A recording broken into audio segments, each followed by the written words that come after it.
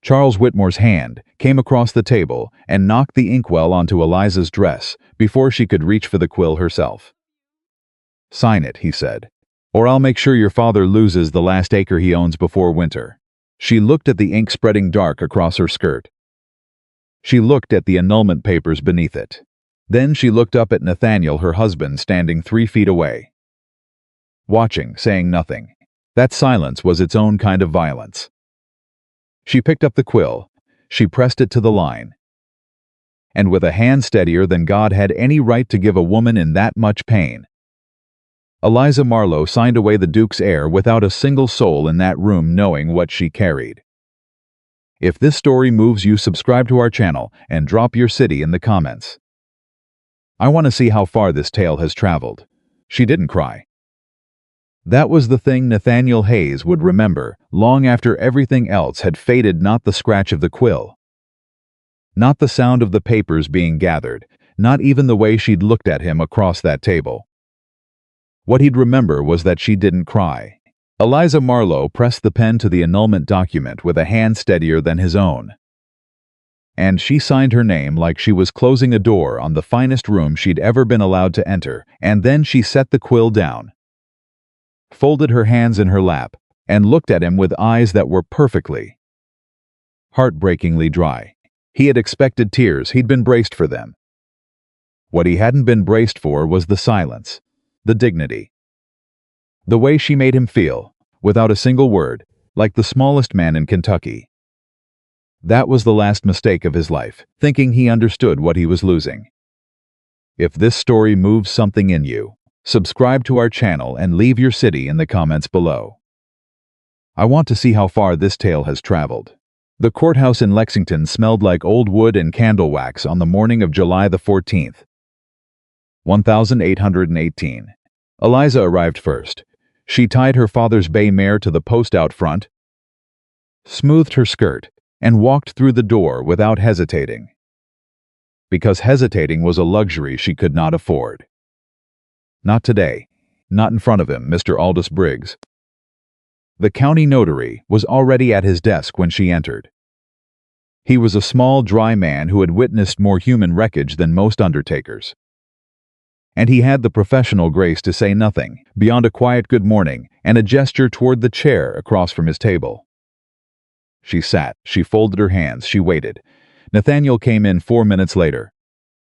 She heard his boots on the floorboards before she saw him, that particular unhurried stride she'd know anywhere, the one that said, "I own this ground and I know it." She kept her eyes forward. She heard him cross the room. She heard the chair scrape against the floor as he pulled it out. He sat down across from her. He did not say good morning. She did not say good morning either. Mr. Briggs set the documents on the table between them and began explaining the proceedings in the measured tone of a man who had done this too many times. She heard the words. She understood them. She kept her hands folded and her breathing even, and she did not look at Nathaniel Hayes. Because she had learned, in the past 3 weeks, exactly how much looking at him cost her. "Mrs. Hayes," Mr. Briggs said, indicating the signature line with a light touch of his pen nib. "Whenever you're ready." She reached for the quill. Eliza, his voice low, rough at the edges like he hadn't slept. She paused just for a half second, just long enough to make sure her face was arranged, and then she continued reaching for the quill. "Don't," she said quietly. Nathaniel, she picked up the pen. "Please don't say anything that sounds like an explanation. I don't have the strength to hear it today." Silence. She pressed the nib to the paper and wrote her name. Eliza Ann Marlowe, not Hayes. She'd thought about that choice for 3 weeks and she'd made it deliberately. She wanted her own name back, the one that was still clean. She set the quill down and looked up. He was watching her. That was the thing she hadn't accounted for, the way he was looking at her. Like a man who has just realized the height of a cliff only after he's stepped off the edge. She'd expected relief on his face, or the careful blankness of obligation being discharged. Instead, she found something raw and unsteady that she didn't know what to do with. She looked away. Mr. Briggs indicated Nathaniel's line. 4 seconds passed. She counted them without meaning to. Then the scratch of his pen, brief and final. The notary gathered the documents efficiently. He applied his seal. He said the correct formal things about filings and copies, and both parties being free to collect their records at their convenience. He stepped out to the anteroom. The room went quiet. "Where will you go?" Nathaniel asked. She took a breath. She kept her eyes on the wall behind the notary's empty chair. "Somewhere I can remember who I was," she said, "before I became someone you could abandon." She heard him exhale sharp, like she'd caught him somewhere unguarded. She didn't turn to look. "I'm sorry," he said. She closed her eyes for just a moment. One moment. Then she opened them. "I know you are," she said. She stood. She smoothed her skirt. She picked up her copy of the document. She did not look at him again. She walked out of the courthouse and into the white summer heat of Lexington. And she kept her pace even, and her chin level all the way down the main street to where her mare was tied. She untied the horse. She put her foot in the stirrup. She swung up, and only once she was in the saddle. Only once there was no one close enough to see her face. Clearly did she press her palm flat and low against the front of her dress. Just for a moment, just briefly. "Hold on," she thought. Not quite to herself, not quite aloud. Just hold on a little longer. Then she clicked her tongue at the mare and rode south. Out of Lexington, away from the courthouse and the candle wax and the man she'd loved and the life she was leaving behind. She did not look back. She told herself she was glad of that. Nathaniel didn't move from the courthouse steps for a long time. He stood in the July heat with his hat in his hands and watched the road she'd taken until the dust settled, and there was nothing left to watch. Merchants passed him, a woman with a market basket. 2 boys racing each other down the boardwalk. None of them paid him any mind. He supposed that was fair. He'd handled this the way Hayes men handled hard things, quietly. Efficiently, without making a scene. His father had modeled it. His grandfather before that. You made the necessary decisions, and you lived with them. You didn't put your suffering on display. He had not made a scene. He had lost his wife in a room that smelled like candle wax. And he had kept his composure, and he was not sure whether that was something to be proud of or the most shameful thing he'd ever done. Nathaniel. He turned. Charles Whitmore was leaning against the post at the corner of the courthouse steps, arms crossed, hat tilted against the sun. He was 30 years old and had their grandmother's pale eyes and the easy, comfortable look of a man whose cards have all come up right. He'd been waiting, apparently. "It's done?" Charles said. "It's done." "Good." Charles fell into step beside him as he moved toward the horses. "You did the right thing, Nat. I know it doesn't feel that way right now. But you did. The family's stability, the land, it had to come first. Your father would have made the same call." "She didn't do anything wrong," Nathaniel said. "That's not the point." "Then I'm having trouble finding the point." Charles, his cousin, gave him a patient look, the kind reserved for men being sentimental in a way that was expected to pass. "The point is that the Marlowe girl, however fine she was, came with complications that put Ashwood at risk. The land claims, the deed issues, you saw the documentation. The Whitmore trust arrangement protects the estate going forward." "That's the point." Nathaniel untied his horse. He didn't answer. "She'll land on her feet," Charles said, with the comfortable certainty of a man who has never had to land on anything. "A woman like that always does." Nathaniel swung up into the saddle. He looked down at his cousin for a moment, at those pale eyes.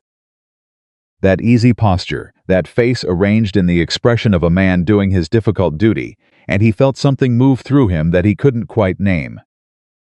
Not suspicion, just a small cold wrongness, like a stone in a boot. "I'll see you at the estate," he said. He rode before Charles could answer. Ashwood went on. "That was the thing about land it didn't grieve. The tobacco was coming in strong. The south fence needed patching. 2 tenant farmers had a row over a drainage ditch. A letter came from his solicitor requiring a signature. Life on a Kentucky estate, in the summer of 1818 did not pause for a man's private reckoning. And Nathaniel Hayes was not the kind of man to ask it to. He worked. He rode his fields every morning before the heat got serious and met with his foreman every afternoon and sat at the head of his table for supper every evening. Because those were the things a man in his position did. But the house was different without her. He noticed it in the way you notice a sound that stopped not all at once, but gradually in the places where her presence used to be. The kitchen was quieter. The library felt larger than it should. One of the tenant women, Mrs. Holt, whose daughter Eliza had nursed through a fever back in the spring, brought a pie to the back door 3 days after the annulment, and stood there with it held out in both hands like an off-offering. And when she saw Nathaniel's face, she just said very quietly, "She was a good woman, sir," and left before he could reply. He stood there holding that pie for a full minute. He set it on the kitchen table and went back to work and did not think about it again. Or told himself he didn't. It was Jasper who said the thing out loud that everyone else was only thinking. Jasper was his foreman, 50 years old, compact, weathered, not much given to conversation that wasn't about fence lines or crop yields. He found Nathaniel at the stable on a Thursday morning, maybe 2 weeks after the annulment, when Nathaniel was working on his horse's thrown shoe himself, rather than waiting for the farrier. Because doing something with his hands was the only thing that quieted the noise in his head. "People are talking," Jasper said, leaning against the stable door. "Let them. They ain't saying cruel things, that's what I mean." Jasper was quiet for a moment, choosing his words. "They're saying she was good people. That she helped the Johnsons when their boy got sick. That she never put on airs, even being the mistress of this house. That she was solid is the word I keep hearing, real solid." Nathaniel kept working on the shoe. "I know what she was," he said. "Then maybe you know what you lost," Jasper said. Plain and simple, and walked back toward the fields. Nathaniel set down the hammer. He stood there in the stable, alone, in the smell of horses and hay, and the particular summer heat that pressed through the boards. And he let himself, for just that moment, think the thought he'd been holding back for 2 weeks straight. He had let her go. He had stood in that parlor 3 months ago, and Charles had laid out those papers and made those careful, worried arguments, and Nathaniel had sat across from Eliza and looked at her and not found the words. He'd stayed silent. He'd let the silence do the work. And she had looked at him, just looked, for a long, steady, heartbreaking moment, and then said, "I understand." Nathaniel, in a voice so quiet and so dignified that it had been worse than any accusation she could have made. She'd walked out without slamming the door. He'd let her. He picked the hammer back up. He finished the shoe. He went back to work. But something had shifted quietly in the back of his mind, something that felt less like grief and more like suspicion. And it was getting harder to hold down. The letter from Silas Pendleton arrived on a Monday. Pendleton was a land agent out of Louisville, careful, meticulous, the kind of man who kept his files in order and his facts straight. Nathaniel had done business with him once before, a survey matter, and had found him reliable. The letter was brief. It concerned, of all things, the land deed complications that Charles had presented to him those months ago. The alleged prior claims on the eastern parcels of Ashwood. The urgent, troubling documentation that had made it so necessary in Charles's estimation to resolve the domestic situation before it complicated the estate's legal standing. Pendleton wrote that he'd come across some irregularities in regional land filings and believed Mr. Hayes ought to be made aware. He asked to meet at Nathaniel's convenience. Nathaniel read the letter twice. He wrote back the same afternoon. "Come Tuesday. Come as early as you like." Pendleton arrived at 9 in the morning. He sat across from Nathaniel in the study, with his leather satchel on his knee, and the look of a man who has bad news he's going to deliver straight. Because that's the only decent way to do it. "The documentation regarding the prior land claims on your eastern parcels," Pendleton said. without preamble is not legitimate. The room went very still. "Tell me," Nathaniel said. "The filing dates don't match county records. Two of the listed witnesses don't appear in any census or tax record from the claimed period." Pendleton opened his satchel and set a document on the desk between them. "And the notary seal is a reproduction. A skilled one, but a reproduction." A colleague of mine at the county seat recognized it immediately. Nathaniel looked at the document. He did not touch it. "Who filed the original claims?" he asked. "A man named Harlan Booker out of Frankfurt." Pendleton paused. "Booker acts for several principles. When I traced the trail," he paused again. "Measured. It connects to a family trust. The Whitmore Trust, the Whitmore Trust." "Charles's trust." Nathaniel's jaw tightened. Just slightly. "Just enough. How long have these documents been in circulation?" he asked. His voice was steady. He was proud of that, the way he'd been proud of it for the wrong reasons for years. "They were created sometime in early spring of this year," Pendleton said. He chose the word carefully. "Before your personal situation was resolved. Before your personal situation was resolved." Nathaniel sat with that for a long moment. He thought about the parlor. He thought about Charles's face, that urgent, regretful expression. The careful arrangement of concern. "I hate to bring this to you, Nat, but you need to know. The estate's at risk. The Marlowe connection makes it worse. You need to think about the family's future." He thought about the way Charles had looked at Eliza. Just once, across the room, when he thought no one was watching him watch her. Not with contempt. Not exactly, with something more calculated than contempt. The look of a man measuring an obstacle. He thought about Eliza sitting across from him in the parlor. Hands folded, waiting, giving him every chance she had to give. He thought about the silence he'd kept. "I'll need copies of everything," Nathaniel said. "Already made them," Pendleton said, and produced them from the satchel. After Pendleton left, Nathaniel sat alone in the study with two sets of documents in front of him. Charles's false ones on the left, Pendleton's real ones on the right. He sat there long enough for the light to shift across the floorboards and the mockingbird outside the window to start and stop and start its song again. He sat there and he let himself see what had been there to see all along. If he'd been willing to look, Charles had needed Eliza gone. Not because of land claims, not because of the estate's legal standing. He'd needed her gone because she was sharp and honest and observant. And a woman like that, living in this house, moving through its accounts, and its business, and its daily machinery, would have eventually noticed what Charles had been doing. Might have already been noticing, and Nathaniel had helped him. Not on purpose, God, not on purpose, but he had stayed silent when she needed him to speak. He had let Charles's careful, reasonable arguments fill the space where his own courage should have been. And that silence had done everything Charles needed it to do. He stood up from the desk. He moved to the window. Outside, the tobacco rows ran green and heavy in the afternoon heat, all the way to the tree line at the property's edge. His land, his family's land, the thing he'd been so determined to protect. He'd protected it. He'd just done it by handing over something worth more. "Somewhere I can remember who I was," she had said, "before I became someone you could abandon." He pressed the heel of his hand against the window frame. There was something else, something he'd been refusing to look at directly for weeks. Turning away from it each time it surfaced, the way you turn away from a fire that's too bright. He looked at it now. He made himself look.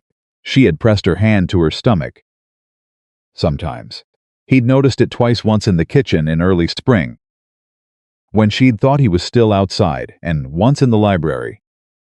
In the evening, when she'd paused in the middle of reaching for a book and stood there with her palm low and flat against the front of her dress for just a moment before continuing, as though nothing had happened. He hadn't asked. He'd told himself it meant nothing. He'd told himself it was nothing. He'd been busy and distracted, and running from a decision he didn't know how to make. And he had not asked his wife a question that a husband, any husband who was paying attention, should have asked. He pushed away from the window.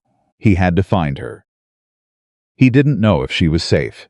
He didn't know what she'd been carrying, whether he was right, whether he'd been wrong to notice, whether the truth waiting at the end of this road was going to be a relief, or the thing that finally broke him. But he had to find her before he could know anything. Before he could face any of it. He owed her that. He owed her more than that, more than he could calculate standing at a window on a Tuesday afternoon in July, but finding her was the place to start. He called for his horse before first light. Jasper found him in the stable while he was checking the saddlebags. The old foreman stood in the doorway and took in the saddlebags and the traveling coat and the look on Nathaniel's face. And he didn't say anything for a moment. "Then you going after her?" Not a question. "Yeah," Nathaniel said. "You know where she went?" "South." "I'll find out more in town." He checked the cinch. Straightened up. "I need you to handle things here. Don't tell Charles anything." Jasper's eyes sharpened at that. "Trouble with Mr. Whitmore?" "Could be." "Don't confirm anything he asks. Don't deny anything either. Just keep him away from the study and away from the accounts until I'm back. How long you figure?" "However long it takes." Jasper was quiet for a moment. Then he said, "She was good people, Mr. Hayes. I said it before, and I'll say it again. Whatever happened, whatever you thought you had to do, she was good people." "I know she was," Nathaniel said. "You go find her." Jasper stepped aside from the doorway. "You bring her home if she'll have you. Rest of it can wait." Nathaniel swung up into the saddle. The sky was barely gray, the stars still faint above the tree line. The morning so early it hadn't decided yet what kind of day it wanted to be. He settled into the saddle and gathered his reins and looked for one moment back at Ashwood, at the dark shape of the house against the pale sky. The home he'd inherited and protected and nearly destroyed trying to protect. Then he turned his horse south and rode. The road was empty at this hour. His horse's hooves were loud on the packed dirt, then quieter as they hit the grass at the road's edge. Moving through the early dark with the comfortable efficiency of a good animal who knew its work. He didn't know exactly where she'd gone. South was all he had. South, and the knowledge that Eliza Marlowe was resourceful and proud and would have put as much distance between herself and Ashwood as she reasonably could. He didn't know what he'd find when he got there. He didn't know if she'd let him anywhere near her. Didn't know if he'd deserve it if she did. Didn't know what she'd been carrying alone. In silence, with that steadiness she wore like armor. He only knew he was going to ride until he found out. Because some silences, once you finally understood their cost, could not be kept any longer, and Nathaniel Hayes had kept his long enough. The road south out of Lexington turned to red clay after the first creek crossing. And Eliza rode it the way she rode most hard things, without looking back. She had $43 folded into the lining of her travel bag, her mother's Bible in the saddlebag, and a secret she hadn't told a living soul. The mare was old but steady. The morning was already hot. She kept her eyes on the road ahead. She didn't think about the courthouse. She did not think about the ink spreading dark across her skirt. She did not think about Nathaniel standing 3 feet away while Charles Whitmore made his threats. Saying nothing, doing nothing, just standing there like a man who had already made his peace with a decision he hadn't had the spine to announce out loud. She did not think about any of it. She thought about Harlan's Creek, where her father's old cabin sat on 2 acres of the least valuable land in Mercer County, and whether the roof had held through the spring rains, and whether there was enough dry wood stacked to last her through her first few weeks alone. That was the kind of thinking that kept a woman moving. She was 23 years old, and she was starting over, and she was going to be fine. She pressed her palm to her stomach, just briefly, just for a moment, and then she put her hand back on the reins and rode on. She had not always been this contained. There had been a time not even a year ago, which was the part that caught in her throat when she let herself think about it, when Eliza Marlowe had been the least contained version of herself she'd ever managed. laughing at things that surprised her, saying what she meant directly, without the careful packaging she'd learned later. Reaching for things without checking first whether she was allowed to reach.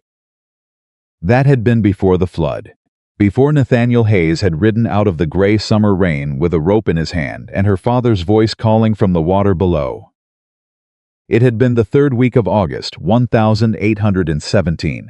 The creek behind her father's property had come up fast the way it always did after 3 days of hard rain, no warning. Just the sound of water changing pitch in the night, and then the morning light showing a yard turned to river.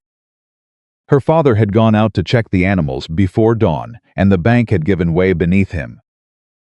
He'd caught a fence post. He was holding on when she found him, but his hands were already failing. She'd run to the road screaming for help.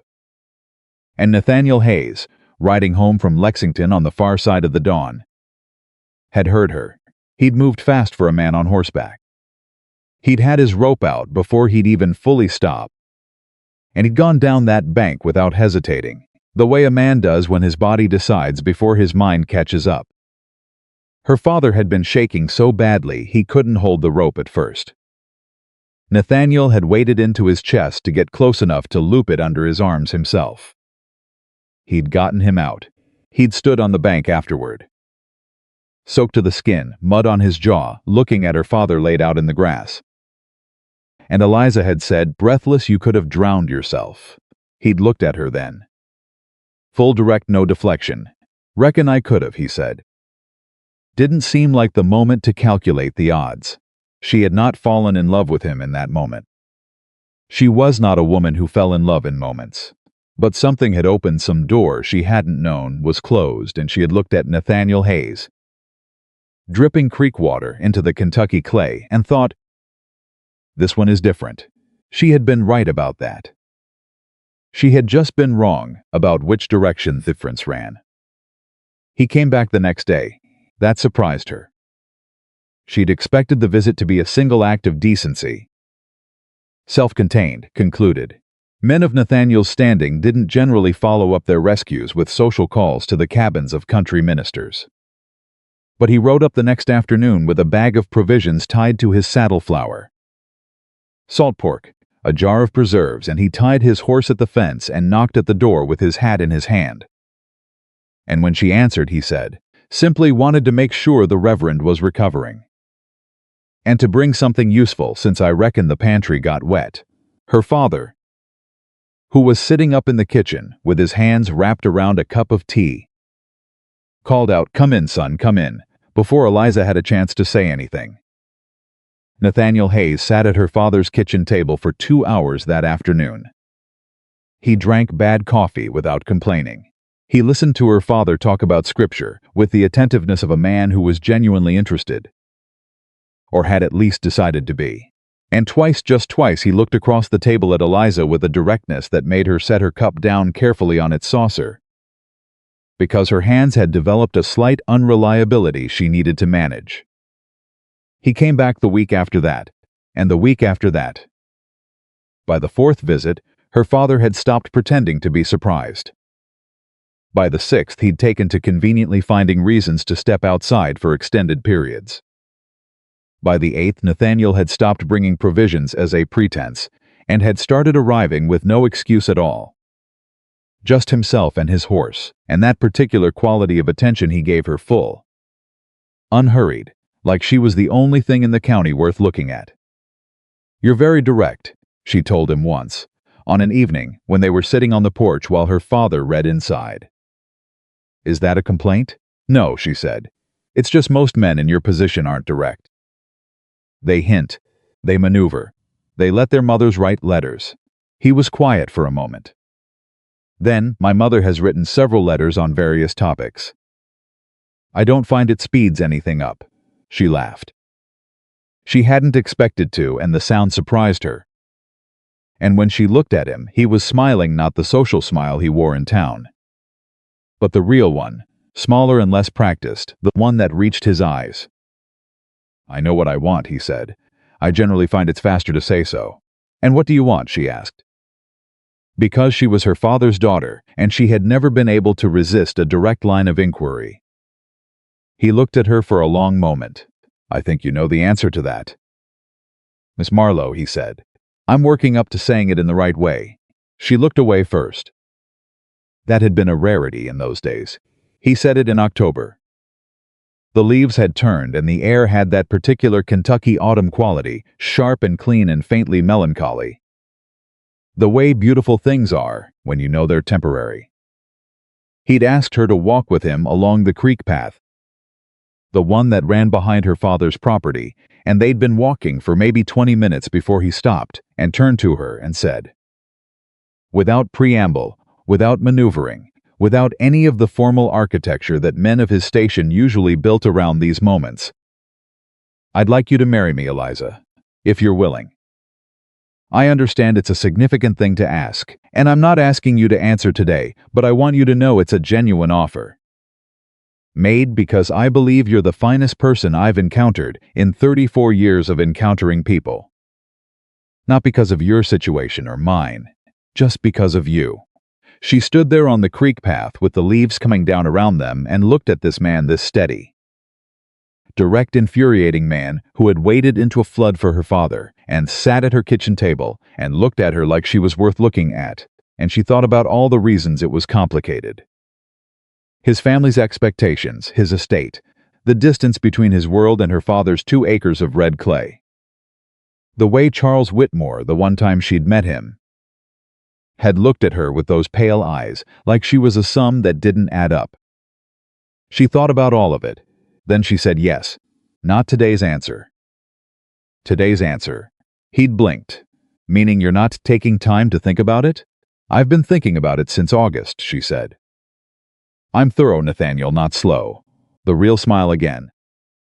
The small one. "No," he said, "you certainly ain't slow." They were married in December, in her father's church with 20 people attending, and her father officiating with tears running freely down his face. Nathaniel's mother sat in the front pew with the expression of a woman performing acceptance she had not quite arrived at internally. Charles Whitmore stood at the back and applauded at the correct moment and smiled the smile that didn't touch those pale eyes. Eliza noticed both things. She filed them and said nothing. She was good at that, noticing, filing, saying nothing until the right moment. The right moment, she would come to understand, was not always given to you. The first months at Ashwood were good. She would not let herself pretend otherwise, even now. Even riding south with the annulment document folded in her saddlebag. The first months had been genuinely good. The house was large, and she learned it methodically, room by room, the way she learned most things. The staff were cautious at first, taking the measure of this minister's daughter who'd married their employer, and then, one by one, they came around. Mrs. Holt in the kitchen, Jasper's wife who handled the linens, the young girl who tended the upstairs rooms and who had a habit of singing to herself while she worked that Eliza had quietly loved, and Nathaniel. Nathaniel at supper with his sleeves rolled to the elbow and the day still on him, asking her opinion on things, on the crop rotation, on the tenant dispute, on the letter from the Lexington merchant that needed a diplomatic reply. Not performing consultation, actually asking, actually listening to her answers and sometimes changing his mind based on them. She hadn't known that was rare until she'd had it. "You think I ought to let Henderson move the fence line," he said one evening. "I think if you don't, you'll have a miserable neighbor for the next 20 years, and the fence dispute won't be worth it." Henderson's had that fence argument with 3 different landowners, which tells you he believes he's right. A man who believes he's right won't let it go. She passed him the salt. Give him the 6 feet. Write it into an agreement so it doesn't come up again. He'll feel like he won, and you'll have 20 years of peace. He looked at her across the table. 6 feet, he said. "You're right," he said, and went back to his supper with the uncomplicated directness of a man who had no trouble admitting it. She had loved him in those moments most of all. Not the grand ones, not the wedding. Not the first morning she'd woken up at Ashwood and watched the light come through the window and thought, "This is real." This is mine, this is my life now, but these ones. The small, plain, daily ones where he just included her. Treated her like a person whose mind was worth consulting. She'd thought that meant something. She'd thought it meant that when the pressure came, as it always did, from families and circumstance, and the particular cruelties that life arranged without warning when that pressure came, he would hold. She had been wrong. The pressure came in March. It started small, the way the worst things usually do. Charles arrived at Ashwood on a Friday evening, unannounced, with that easy, familiar manner of a man who considers himself always welcome. He was charming at supper. He complimented the house, the meal, Nathaniel's crop projections for the season. He asked Eliza polite questions about her father's health and listened to her answers with every appearance of interest. She watched him the whole time. She couldn't have said what it was, some quality in his attention, some slight misalignment between what his face was doing and what his eyes were doing, but she watched him and she thought, something is coming. Something has already been set in motion, and supper is the performance you put on while you wait for it to arrive. She said nothing, she filed it. 3 days later, Nathaniel came to find her in the library. His face was arranged carefully. That was the first thing she noticed, the deliberateness of it. The way he'd composed himself before he walked in, which he never normally did. Nathaniel didn't compose himself before ordinary conversations. He just walked in and talked. "I need to speak with you about something," he said. "All right," she said. She put the book down. She folded her hands. He sat across from her. He had a sheaf of papers in his hand. He set them on the table between them, and he started to explain the land claims, the deed irregularities, the legal complications that Charles had brought to his attention. His voice was even careful, measured, the voice of a man working very hard to present information fairly. She listened. When he finished, she said, "These documents, where did they come from?" Charles brought them. He's been tracking the regional land filings, and he noticed the irregularities. "I understand what Charles told you," she said, with great patience. "I'm asking where the original documents came from. Which office? Which county seat?"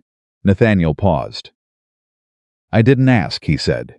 She looked at Daniel. She said carefully, "Charles Whitmore is your heir if this marriage produces no children." "Did you know that?" Something shifted in his face. "Just slightly." "What are you suggesting?" "I'm not suggesting anything. I'm asking whether you're aware that the man presenting you with documents that threaten our marriage stands to inherit everything you own if our marriage fails." Silence. Heavy, terrible silence. "That's Eliza. Charles isn't," he stopped. "He's family. He wouldn't. Would you let me look at those documents?" "Of course." She took them. She read them carefully, the way her father had taught her to read, slowly, against the logic of the thing, looking for the seams.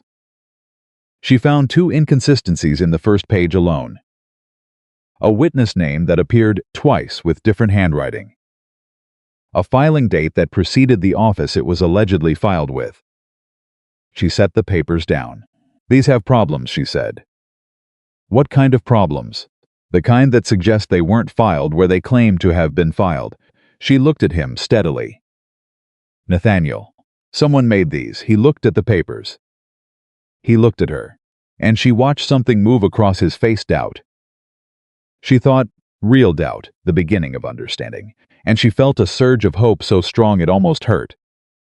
Because if he would just look at this clearly, just for one moment, without the weight of family obligation pressing him toward the easier answer, then Charles Whitmore appeared in the library doorway.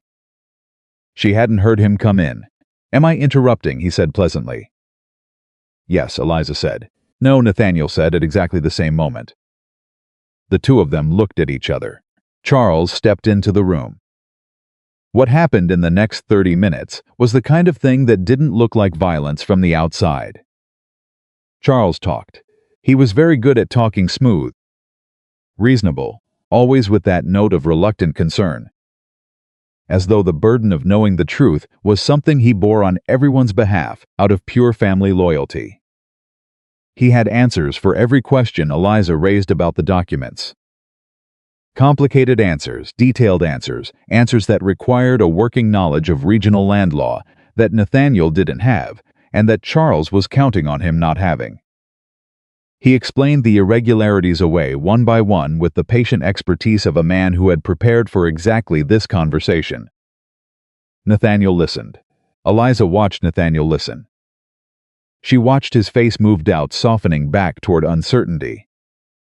Uncertainty moving toward the familiar comfort of trusting someone he'd known his whole life, and she felt the ground shifting under her feet. Slow and certain, the way the creek bank had shifted under her father's feet last August. "Nathaniel," she said quietly, cutting through Charles's explanation. "I need to ask you something." Both men looked at her. "If I stay," she said, "if we fight this together and prove these documents are false, will you stand beside me? Or will you find another reason to step back?" The room went very quiet. She watched him. She'd never wanted so badly to be wrong about what she was about to see. Charles said, in that careful, reasonable voice, "Eliza, no one is asking you to—" "I wasn't talking to you," she said. Without looking at him, Nathaniel's jaw tightened. He looked at the papers. He looked at Charles. He looked at her. He opened his mouth, and then he closed it again. That silence 4 seconds. Maybe 5 told her everything she needed to know. It wasn't the silence of a man thinking. It was the silence of a man who had already decided and was hoping not to have to say it out loud. "I see," she said. She smoothed her dress. She picked up her copy of the documents. "I'll make this easier for you," she said. "I'll contact the county office myself and request a full audit of the filing records. If documents are legitimate, the audit will confirm it, and I'll be the first to acknowledge I was wrong." She looked at Charles, then back at Nathaniel. "And if they're not legitimate, I expect you to make that right. Whatever it costs." She walked out of the library. Charles said something to Nathaniel behind her. She couldn't hear the words. Just the low, smooth cadence of his voice, wrapping itself around whatever space her exit had left. She didn't stop to listen. She went to her room, and she sat on the edge of the bed, and she pressed both hands to her stomach, and she breathed, carefully and deliberately, until her hands stopped shaking. "It's all right," she thought, to the thing growing quiet and unknowing inside her. "I'm going to figure this out. I'm going to fix this." She had believed that then. She had believed it through the week that followed the week of tense, careful meals and conversations that stopped when she entered rooms, and letters that Charles brought and Nathaniel read, and that she was shown only in summary. She had believed it through the second week when the lawyer arrived from Lexington and met with Nathaniel and Charles in the study for 2 hours, with the door closed. She stopped believing it on a Thursday afternoon when she passed the study door and heard Charles's voice. "Clear through the wood. The longer you wait, the worse the legal exposure. The Marlowe connection is the weak point. You know that." "Nat, everyone knows it." She stood very still outside that door. She waited, and Nathaniel's voice came back, low and strained and exhausted. "There has to be another way." "There isn't," Charles said. "I've looked." A long pause, then nothing. Nathaniel said nothing. She stood in the hallway for another 10 seconds. Then she walked, very quietly, away from the door. And she went to the kitchen and helped Mrs. Holt with the evening bread because her hands needed something to do, and the bread didn't require her to think. That evening at supper, Nathaniel looked at her across the table and started to say something twice and stopped himself both times. She passed him the salt and asked about the Southfield fence, and he answered, and they finished supper in the polite, terrible quiet of 2 people orbiting a thing neither of them had said aloud yet. That night she began packing, slowly, carefully, only the things that were hers. 2 weeks later, Charles came to the house when Nathaniel was in the fields. She was in the kitchen when she heard the front door open, not a knock. Just the door opening, because Charles never knocked at Ashwood. Another thing she'd noted and filed, and then his footsteps in the hallway. And then he was in the kitchen doorway, those pale eyes finding her immediately with the directness of a man who knows he doesn't have long. "I'll be direct with you," he said. "That would be a change," she said. Something moved in his face, quickly and then gone. "The annulment papers are being drawn up. Nathaniel will present them to you this week. I'm asking you to sign without making it difficult." She set down the bread she'd been slicing. "You're asking," she said. "I'm asking. And if I don't?" He was quiet for a moment. Then he said, "Your father still holds the note and 2 acres. I looked into it. The debt's been extended twice already. It would be a shame if the bank decided to call it in before harvest." She looked at him steadily. This was it then. This was the thing underneath all the careful, reasonable explanations. This was Charles Whitmore without the supper manners. "You'd threaten a minister's land," she said, "over a marriage. Over an estate worth 300 acres and a future that doesn't include you in it," he said. Without blinking, she held his gaze for a long moment. "Get out of my kitchen," she said. He straightened. That easy smile. "Think about what I said, Eliza. For your father's sake," he left. She stood at the kitchen table with her hands flat on the wood and her breathing controlled and her mind moving very fast. And she thought about her father's 2 acres and her father's bad knees and her father's note at the bank. And she thought about the thing growing slowly and secretly inside her. And she thought about Nathaniel in the study not saying anything. She had spent 3 weeks trying to save her marriage. She had spent 3 weeks being methodical and patient and refusing to panic, gathering her evidence about the documents, writing careful letters to the county office, holding her ground, and the man she'd married had stood in his study and said nothing. That evening, when Nathaniel came in from the fields, she was waiting in the parlor.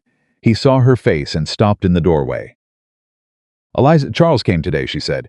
"He went very still. He told me to sign the annulment papers without making it difficult," she said. "He threatened my father's land." She watched his face. "Did you know he planned to do that?" "No," he said. "God, no. Eliza, did you know about the papers?" A pause, brief, damning. "Yes," he said. She nodded slowly. "I see," she said. "I was going to tell you. I was trying to find a way to Nathaniel." Her voice was very quiet. "Stop." She stood up. "I need to ask you one question and I need you to answer me honestly." "Can you do that?" "Yes." She looked at him directly. "If I stay, if I fight this, if I take these documents to every courthouse in Kentucky and prove they're false, will you stand beside me? Will you choose me over whatever Charles has on you?" He looked at her. His jaw was tight and his eyes were anguished, and she could see clearly the war on his face, the man he wanted to be fighting the man he was afraid he'd become. She watched him fight it, and she watched him lose. He didn't speak, he just stood there, hands at his sides. Silent, she picked up her shawl from the back of the chair. "Thank you," she said, "for being honest at least." "Eliza, please, I'm going to bed," she said. "I'll sign the papers when they come." She walked past him. She did not slam the door. She went upstairs to the room she'd learned to think of as hers. And she sat in the chair by the window, and she pressed both hands to her stomach. And she thought very clearly and very precisely about what she was going to do next. Not what she felt, not what she'd lost, what she was going to do. Because doing was the only thing that kept a woman from being swallowed by the weight of what she couldn't control. She was going to leave. She was going to leave with her dignity intact, and her father's land protected, and her secret still her own. Because some things, some people were not safe to be known by men who had already proven they would not protect them. She was going to go somewhere she could remember who she was. And she was going to figure out the rest from there. Outside the window, the Kentucky night was warm and full of crickets and the smell of tobacco and red clay. And somewhere out in the dark, Nathaniel Hayes was standing in the parlor she'd just left.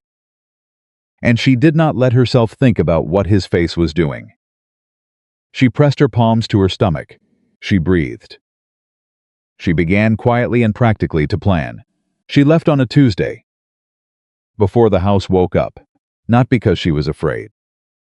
Eliza Marlowe had made her peace with fear a long time ago, had learned to look at it squarely. Name it, and then do the thing anyway. She left early because she was practical. And practical women don't say goodbye to houses that were never fully theirs to begin with. She took what fit in 2 bags, her mother's Bible, the $43 she'd saved from the household accounts. She'd managed money she'd earned through careful stewardship. Not stolen, never stolen. 3 dresses, her father's letters. A small tin of dried herbs her father had pressed into her hands at the wedding, saying they were her mother's and that she should keep them somewhere safe. She did not take the green scarf she'd left in the library chair. She told herself she'd simply forgotten it.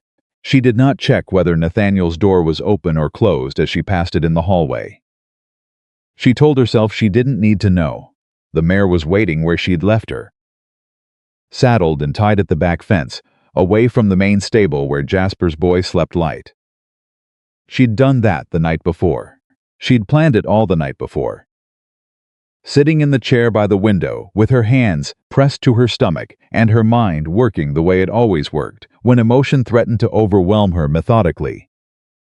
Step by step, one thing at a time, she untied the mare. She swung up. She rode south without looking back. And the house at Ashwood grew smaller behind her and then disappeared into the summer dark. And she kept her eyes on the road ahead, and she breathed. And she did not cry, because crying was for later. For when she was somewhere safe and alone and had the luxury of it. She was not there yet. Nathaniel found the note at breakfast. It was on the kitchen table, folded once, with his name written on the outside in Eliza's careful, upright hand. Mrs. Holt had found it first and left it exactly where it was. And when Nathaniel came downstairs and saw it sitting there between the coffee pot and the bread she'd left in the oven still warm. She'd been baking before she left. She'd made bread for the household before she walked out of it. Something in his chest did something he didn't have a word for. He picked up the note. He read it standing up, because sitting down felt like accepting something he wasn't ready to accept. Nathaniel, I have signed the papers as agreed.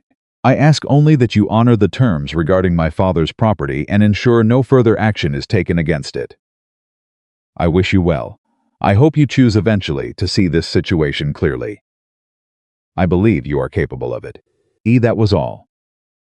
No anger, no accusations, no list of his failures laid out for him to examine in the cold morning light. Just those 4 precise sentences and her initial. And the bread still warm in the oven, because even leaving, she had thought of the household. He set the note down. He sat down then because his legs had made the decision for him. Mrs. Holt came in from the yard, saw his face, and quietly busied herself with the coffee without saying a word. She poured him a cup and set it in front of him, and went back to her work. And Nathaniel sat there with the note and the coffee, and the smell of Eliza's bread filling the kitchen. And he thought, with a clarity that was almost physical in its sharpness, I have made a terrible mistake, not a new thought. He'd been having it for weeks, but there was something about holding her handwriting, about the bread in the oven, about the simple fact of her gone, really gone. Not upstairs, not in the library, not somewhere in the house where he could go find her and do better, that made the thought land differently. Heavier. Finally, he drank the coffee. He went to find Charles. Charles was in the east parlor with his own breakfast and a newspaper from Lexington, looking like a man enjoying a particularly satisfying morning. He looked up when Nathaniel came in, read something in his face, and set the paper down. She's gone then, Charles said. She left this morning. Good. Charles reached for his coffee. Clean and fast. That's the best way. In a few months no one will— She said you threatened her father's land. Charles paused. Just slightly. I had a conversation with her about the practical realities of the situation. You threatened a minister's land. Charles. Nathaniel's voice was very quiet. That was always the dangerous sign with him, not the volume, but the drop in it. You went to my house to my wife without my knowledge, and you threatened her father's property to force her hand. Charles set his cup down. He arranged his face into the expression Nathaniel was learning to recognize, the one that looked like candor, and was something else entirely. Nathaniel, I did what needed to be done. You weren't moving fast enough, and the legal window? Nathaniel said. Show me the legal window. Get the documents out right now and show me exactly which statute, which filing, which specific legal deadline required you to go threaten a woman's sick father behind my back. Silence. That's what I thought, Nathaniel said. Charles leaned back. Something shifted in his posture, the ease dropping away just slightly. Something cooler and more deliberate taking its place, underneath. You're upset. That's understandable.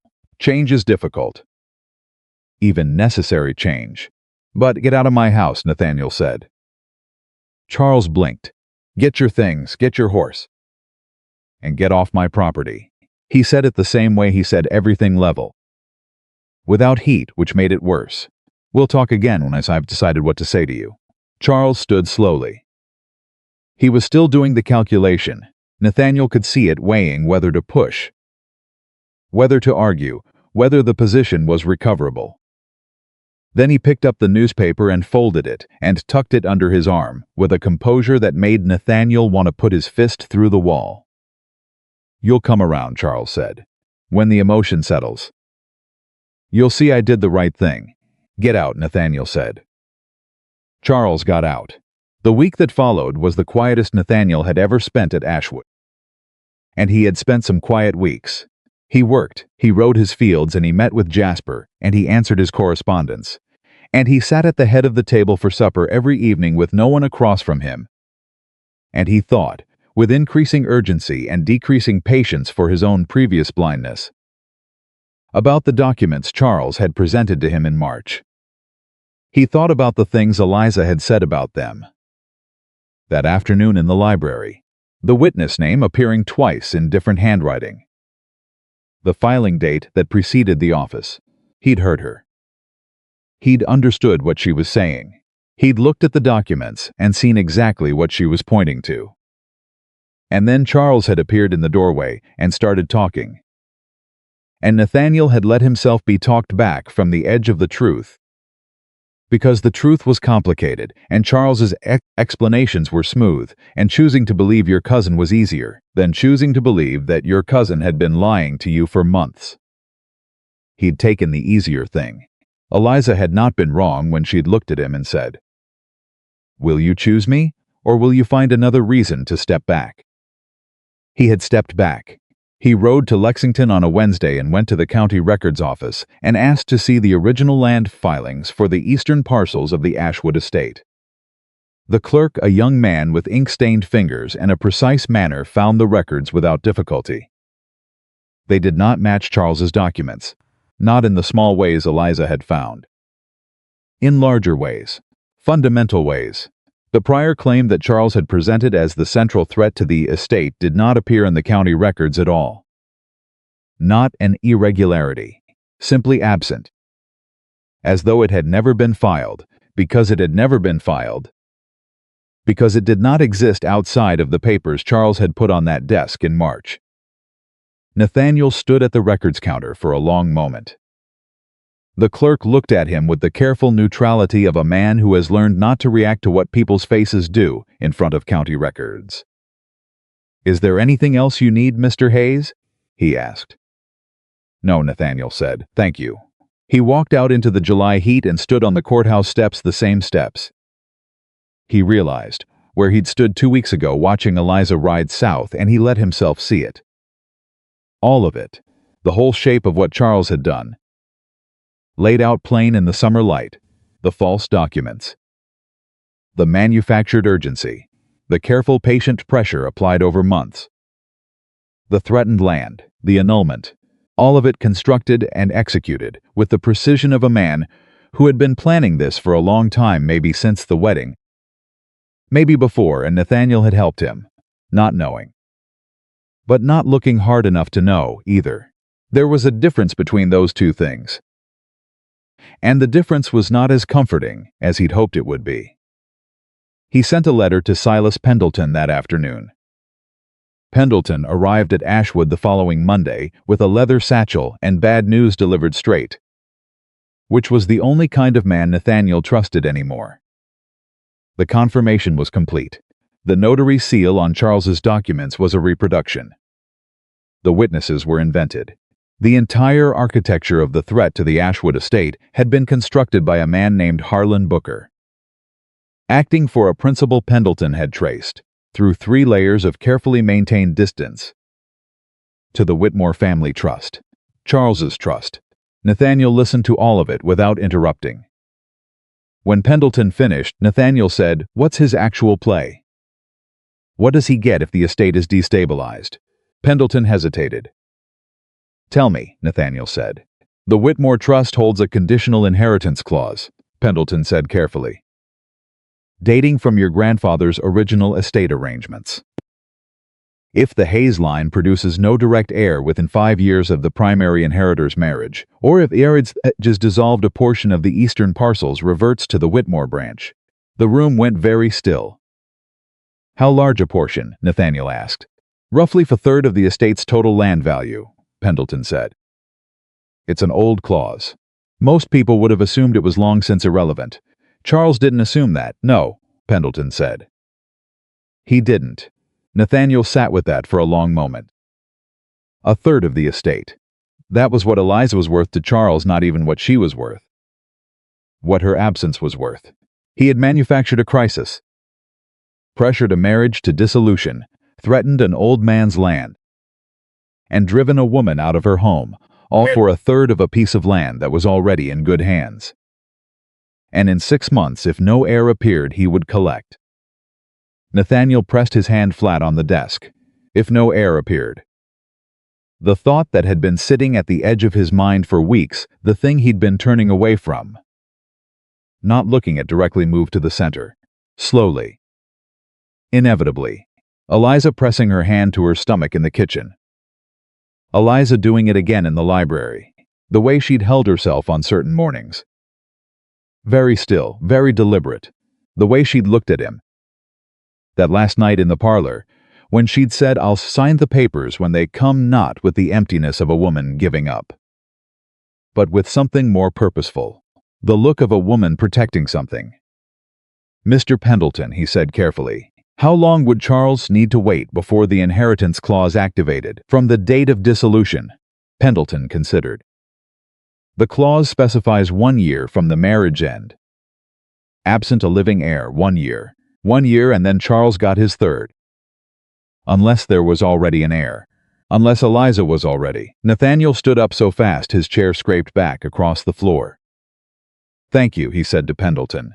"I need you to prepare everything, full documentation. The original county records, the reproduction seal analysis, the trust clause. I need it ready to present with circuit judge within the week." Pendleton blinked. "That's an aggressive timeline. I'll pay whatever it costs. I need it done." He was already moving toward the door, then stopped and turned back. "And I need you to find someone who knows the roads south. Someone reliable. I need to know which towns a woman traveling alone might stop in. Between Lexington and the Mercer County line." Pendleton looked at him for a moment. "You're going after her," he said. "I should have gone after her the morning she left," Nathaniel said. "I'm 3 weeks late. I don't intend to be any later." He didn't leave that day. He wanted to. Every instinct he had said, "Get on the horse and ride." But the part of him that Eliza had always said was his best quality, the part that thought before it moved. That made a plan and worked the plan. That part understood that showing up at her door empty-handed was not enough.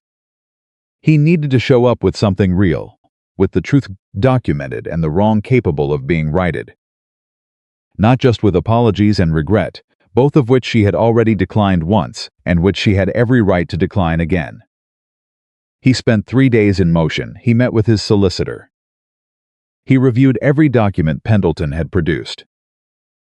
He wrote 3 letters to the circuit court in Frankfurt and sent a rider with them the same afternoon.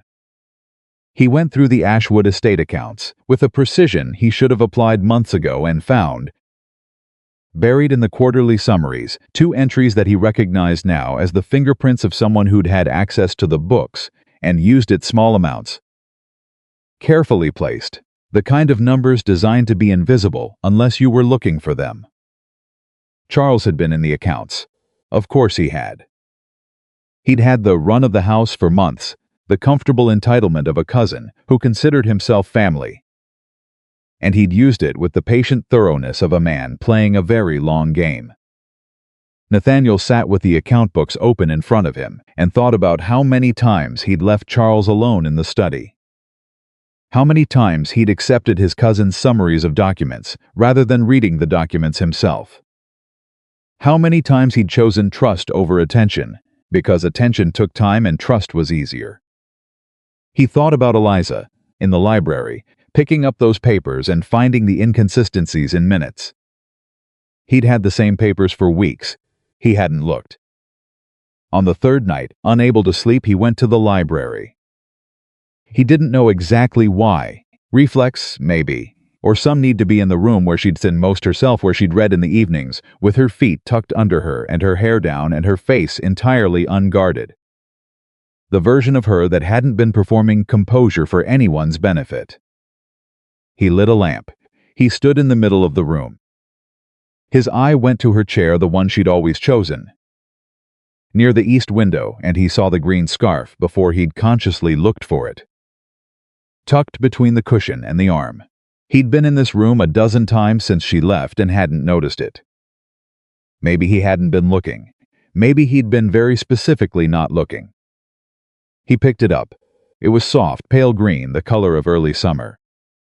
It still carried the faint trace of the lavender she used on her hair. He stood there holding it, in the room where she'd read and thought, and quietly been the sharpest person in the house.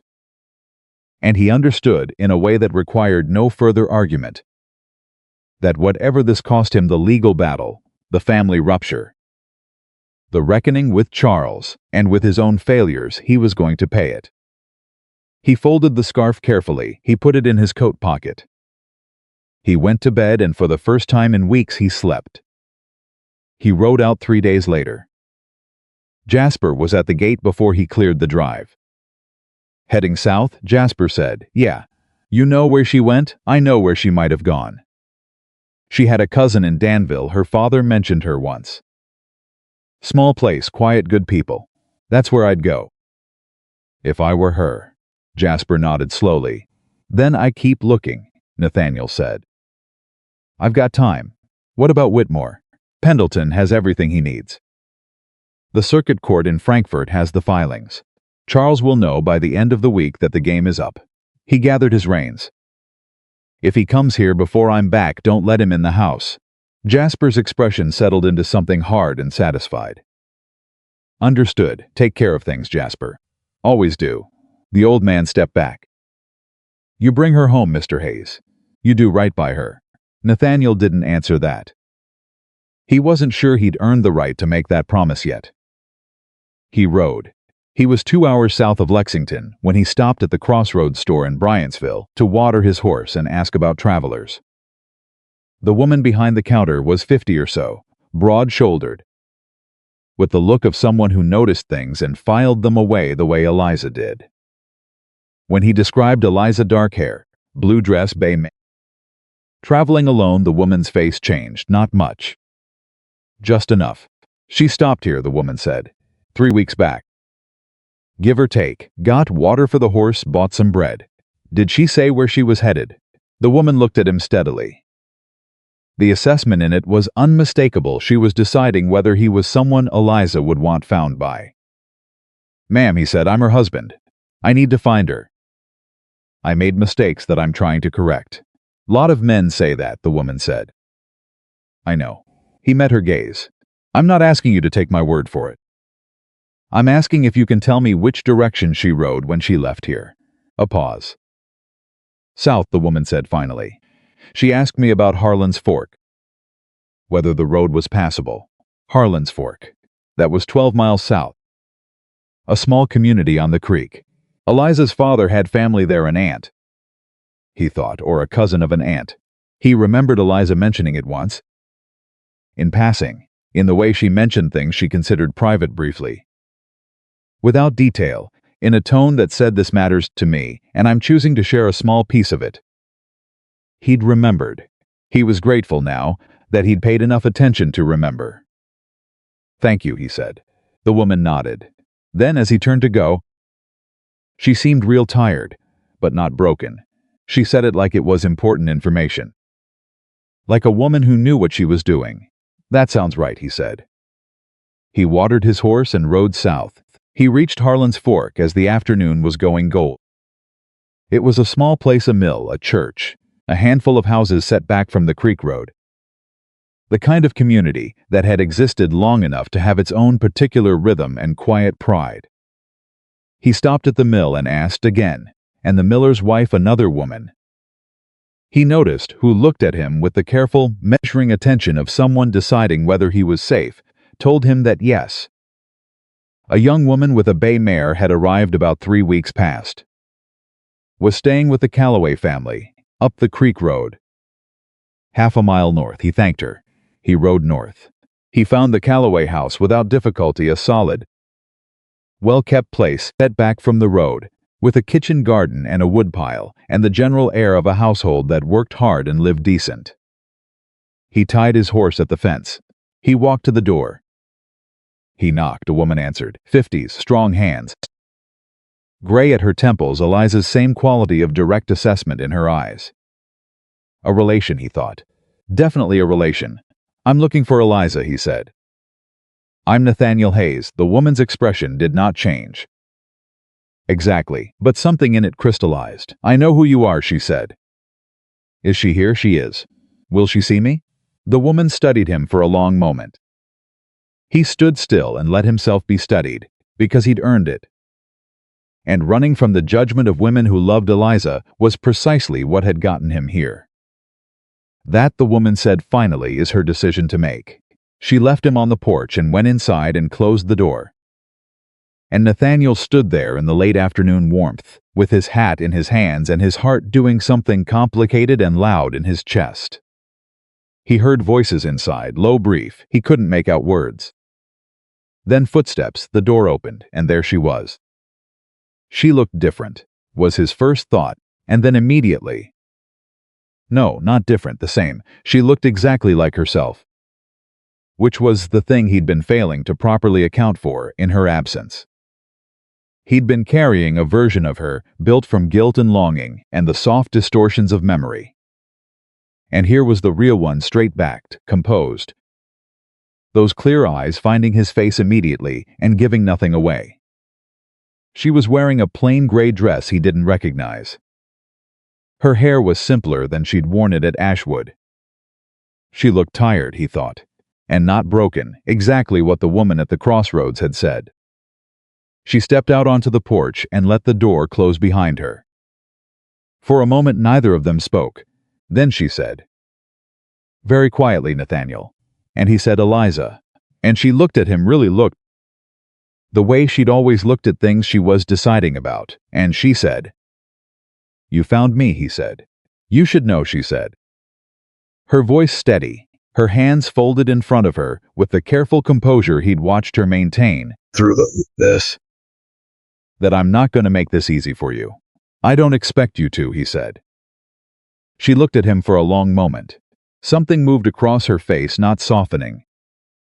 Not yet, nothing that simple, but something. "You should also know," she said. And her voice dropped just slightly, and her hands moved just briefly, just barely perceptibly, to her midsection, that the situation is more complicated than you may be aware of.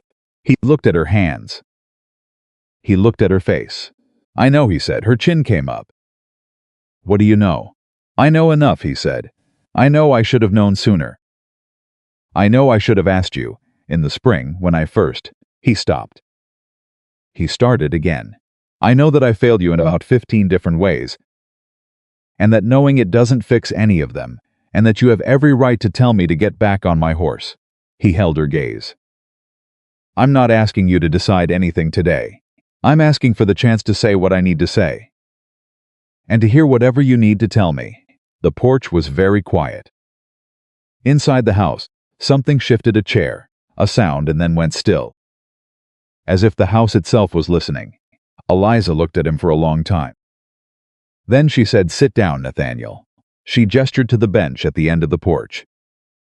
He sat. She did not sit beside him. She stayed standing. One hand on the porch rail, looking out toward the road for a moment, as if she was making some final internal accounting. Then she turned back to him, and her face had the quality he knew best in her: not softness. Not hardness, but honesty. Plain, direct, costly honesty. "You have one conversation," she said. "You say what you came to say. And then I'll decide." "That's fair," he said. "It's more than fair," she said quietly. "And we both know it." She was right. He took a breath. And he began. He told her everything. Not the summarized version. Not the carefully edited account, designed to present himself in the best possible light. All of it: Pendleton's letter, the county records, the reproduction seal, the Whitmore trust clause, the account books. The 2 entries buried in the quarterly summaries that had Charles's fingerprints on them. He laid it out the way Eliza had always laid things out. Plainly, in order, without decoration. She listened without interrupting.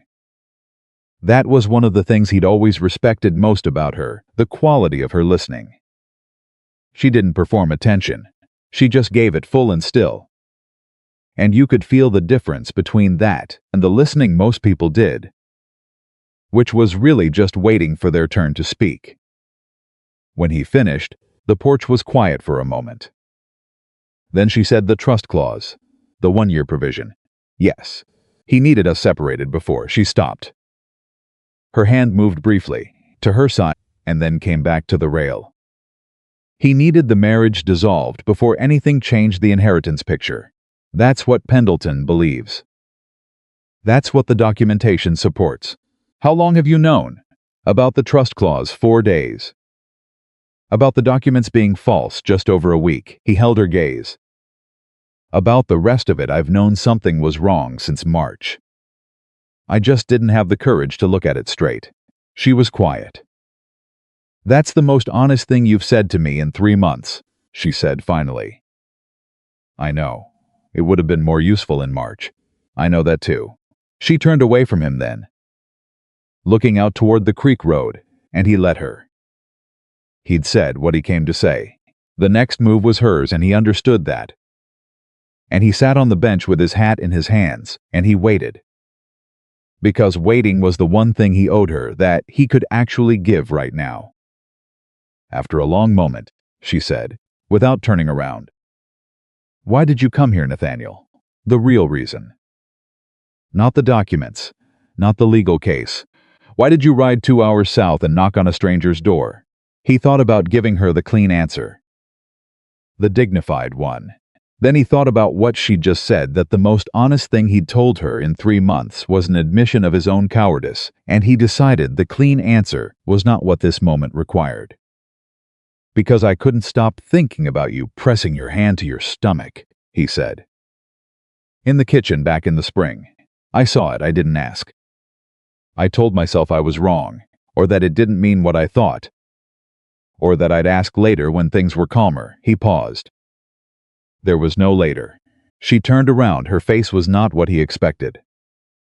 Not anger, not the careful composure, something rawer than either. Something she was working to contain and not quite managing. "You saw that," she said. "Yes. And you said nothing, no."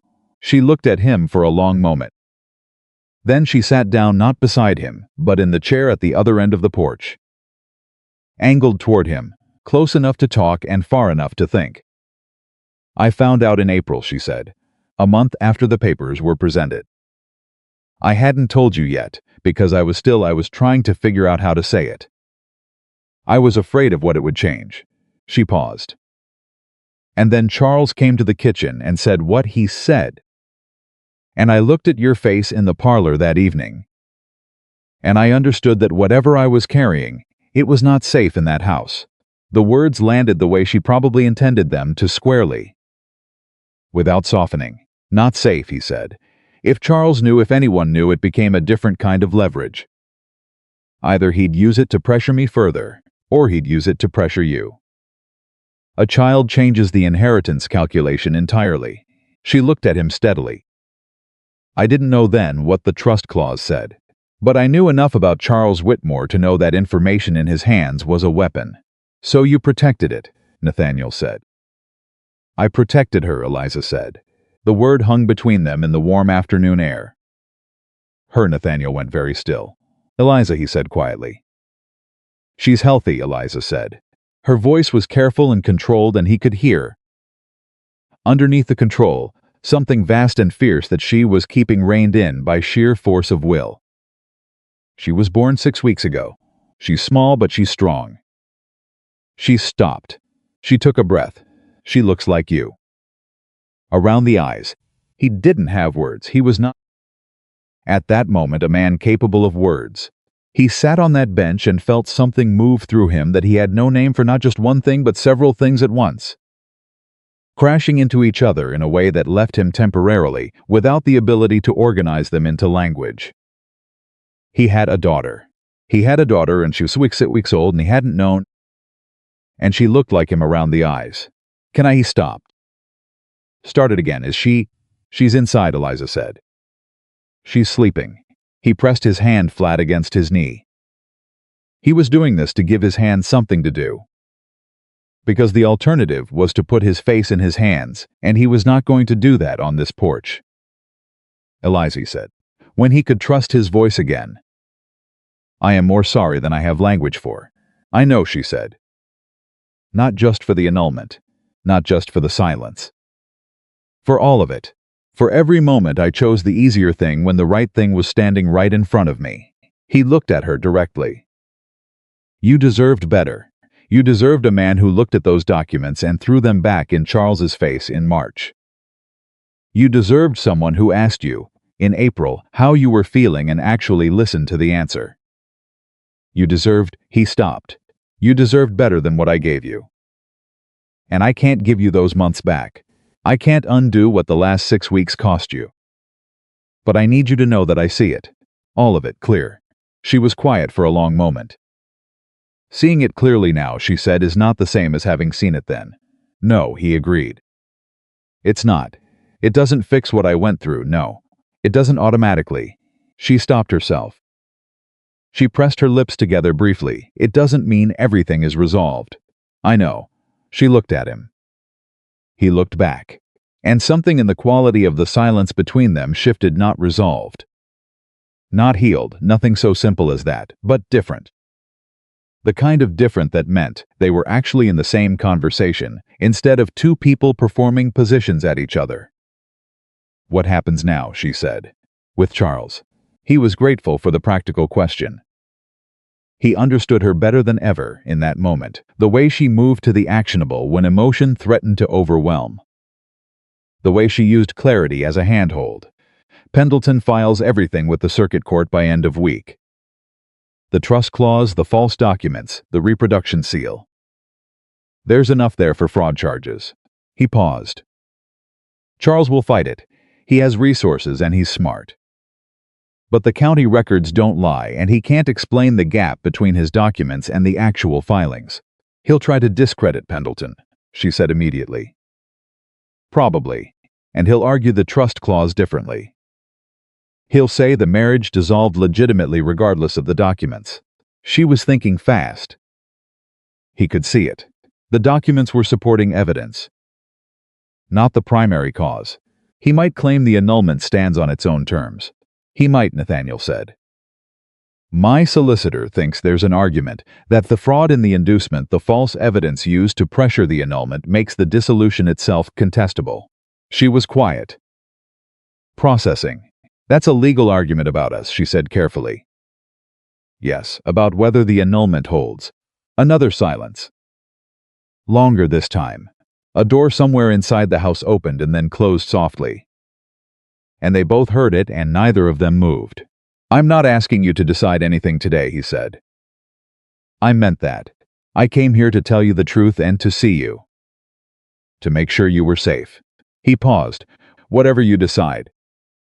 The legal case against Charles goes forward regardless. He doesn't get the land. He doesn't get anything. That's going to happen whether or not. He stopped. Whether or not anything else changes. She nodded slowly. All right, she said, all right. I need time, she said. I need to think. I need to, she glanced toward the door. I need to feed my daughter in about 20 minutes and think about what I'm going to tell my cousin and not make any decisions while I'm this tired and this. She stopped herself again. I need time, he said. You can stay, she said. And the words seemed to cost her something, not in the direction of generosity but in the direction of honesty, the admission that she wasn't ready to send him away yet. Not in this house. There's a boarding house in the village. You can stay there. For how long? He asked. She looked at him. Until I'm ready, she said. That's all I can tell you. He nodded. He stood. He picked up his hat, and then, before he could think better of it or calculate whether it was the right move, he reached into his coat pocket and pulled out the green scarf and held it out to her. She looked at it. She looked at him. Something crossed her face, swift and complicated and entirely private. She took it. She didn't say anything. She just took it and held it and looked down at it for a moment. And Nathaniel put his hat on and walked down the porch steps and untied his horse and rode toward the village without looking back. Because she'd earned the right to have him not watch her face right now. He found the boarding house. He got a room, a narrow bed, a window that looked out over the creek. He sat on the edge of the bed and he put his face in his hands and he let himself.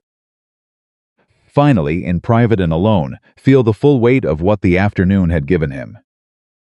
He had a daughter, 6 weeks old, healthy, looking like him around the eyes. He sat with that for a long time, long enough for the light through the window to shift and the sounds of the village to quiet down toward evening. He thought about all the days of those 6 weeks he hadn't known. He thought about Eliza, in this place, managing labor and recovery and a newborn and everything else. Alone, with $43 and her mother's Bible and the kind of strength that he had completely failed to deserve. He thought about what she'd said. I protected her. Not the baby. Eliza had known in April that she was carrying a daughter, and she had protected that daughter from the first moment of knowing. And she had done it alone because the man who should have stood beside her had stood silent instead. He got up. He went to the window. He stood there until full dark came and the stars came out over the creek. And he made himself some promises that he intended to keep quietly. Internally, the way he made every real commitment. Without ceremony. He was going to fix what he could fix. He was going to wait as long as she needed. And he was going to be the man she'd believed he was. Back in October, on the creek path, when she'd looked at him and said yes. Not today's answer. He owed her that. He owed his daughter that. He owed it to himself, frankly. To find out whether he was actually capable of it. The next morning, he was at the fence of the Calloway house at 8 o'clock. Not to push, just to be present. He'd learned overnight. That presence was the only currency he had right now that meant anything, not arguments. Not legal victories, not even apologies. Just the demonstrated fact of showing up. Margaret Calloway, Eliza's cousin, he'd confirmed, came out and looked at him over the fence with an expression that suggested she'd been expecting this. She's not ready to see you this morning, Margaret said. I know, he said. I'm not here for that. I wanted to ask if there's anything that needs doing. Margaret blinked. Anything that needs doing, she repeated. The woodpile looks low on the south side. The gatepost is leaning. If you've got a hammer and a bag of nails, I can have that fixed before noon.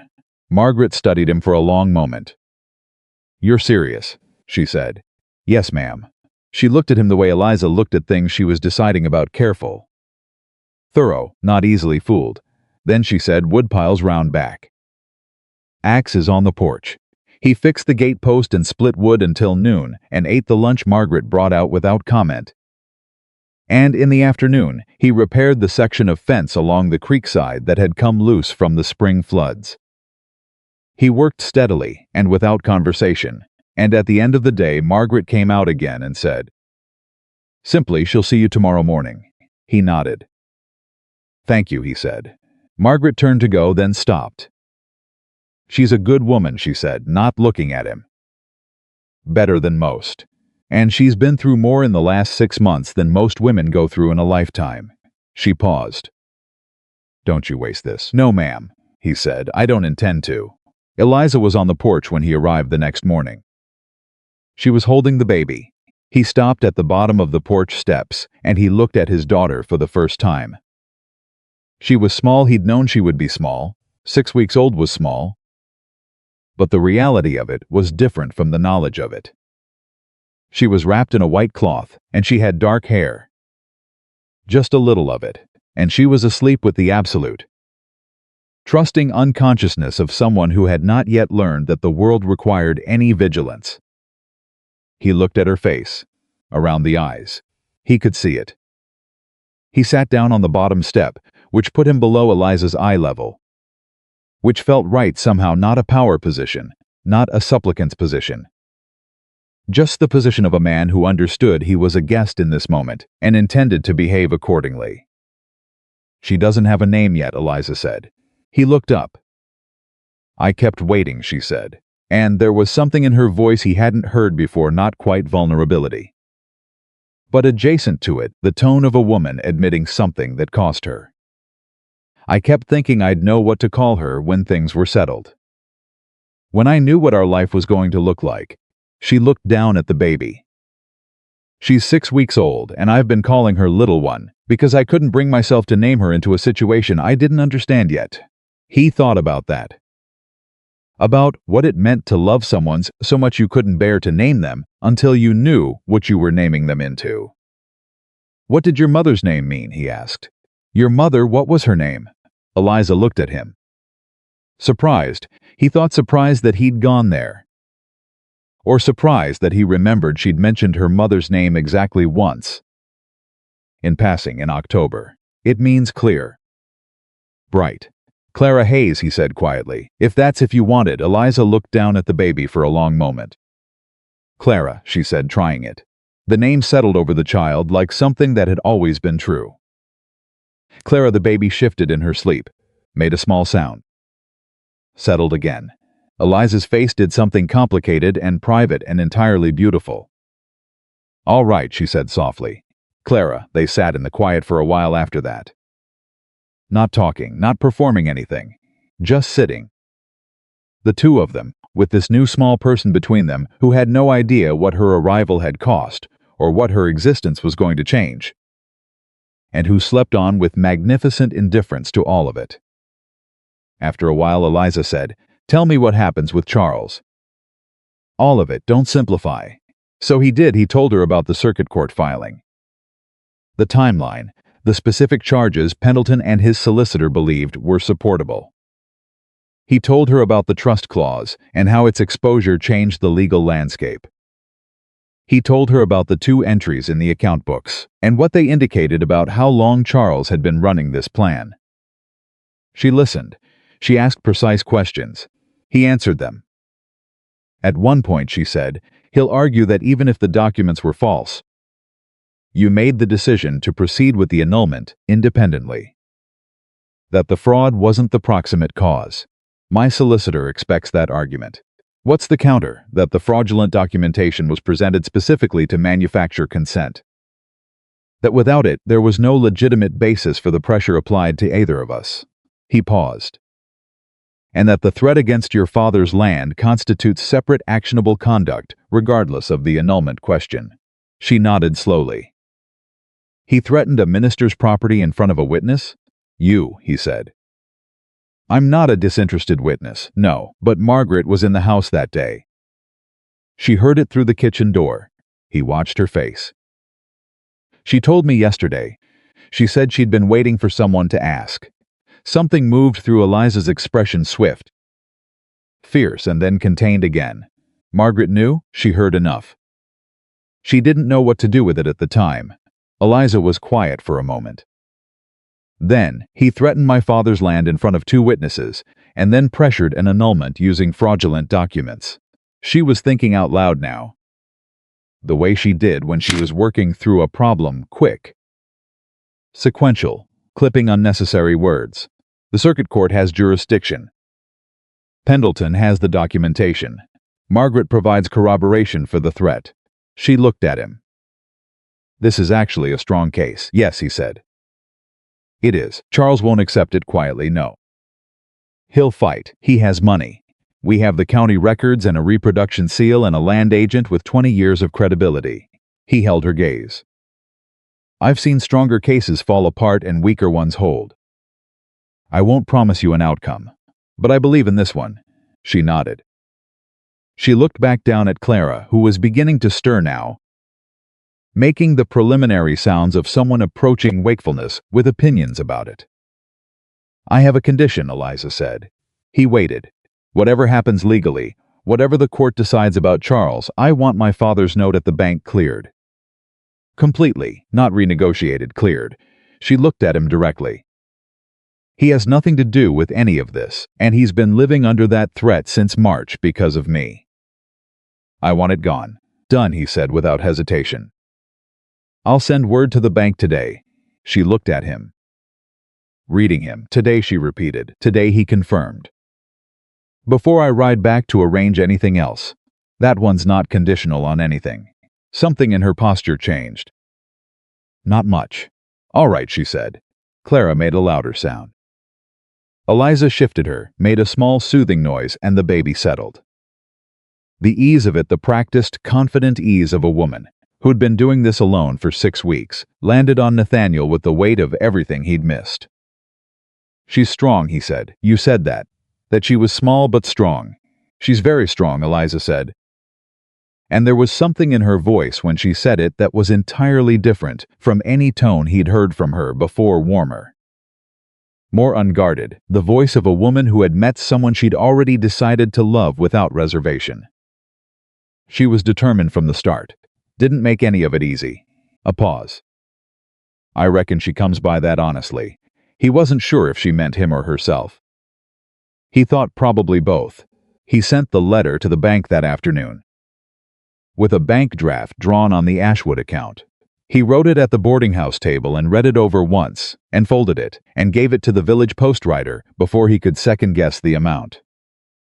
He'd cleared the full note, more than the note, enough that the Reverend would have something left over. Something that wasn't debt or charity, but just a cushion. The kind that let a man sleep at night. He didn't tell Eliza he'd done more than she'd asked. She'd find out when her father did, that was fine. The following days established a rhythm that was tentative and careful, and more honest than anything they'd managed at Ashwood. He came to the Calloway house each morning. He did whatever needed doing. Margaret had an extensive list, as it turned out, and she deployed it without apology. In the afternoons, Eliza came out to the porch, sometimes with Clara and sometimes without. And they talked, not about the future, not at first. About other things, about the circuit court timeline. About the crops at Ashwood. About a letter he'd received from Jasper, describing a fence dispute on the north pasture that had resolved itself in a way that would have amused Eliza. About her father, who was well, whose property was safe, who had written to her twice in her weeks at Harlan's Fork, and who had said, in his second letter, simply, whatever you decide. Eliza, I believe in your judgment. I always have. She showed Nathaniel that letter. He read it in silence. He's a good man, Nathaniel said. He is, she agreed. He always wanted better for me. He just trusted me to know what better looked like. She paused. He still does. He's wiser than I've been. Most people are wiser than you've been, she said. But there was something in it, not cruelty, just directness. The kind she'd always had, and that he'd always privately valued, that told him the temperature had changed. That they were through the worst of it, and into something different. Not resolved, not healed, but moving. The letter from Pendleton came on a Thursday. Nathaniel read it at the boarding house, and then walked directly to the Calloway house, and knocked at the curtain and waited. Hat in hand while Margaret went to find Eliza. She came out alone. She read his face before he said a word. "What happened?" she said. "Charles came to Ashwood," he said, 3 days ago. Jasper turned him away at the gate the way I told him to. But before he left, Charles told Jasper. He paused. He chose his next words carefully. He told Jasper that he had information about the child. That he knew. And that if I didn't withdraw the circuit court filing, he intended to use it. Eliza went very still. "How does he know?" she said. "I don't know yet. Pendleton is looking into it." He held her gaze. "He might have someone in Lexington who watches my movements. He might have made an inference from the timeline.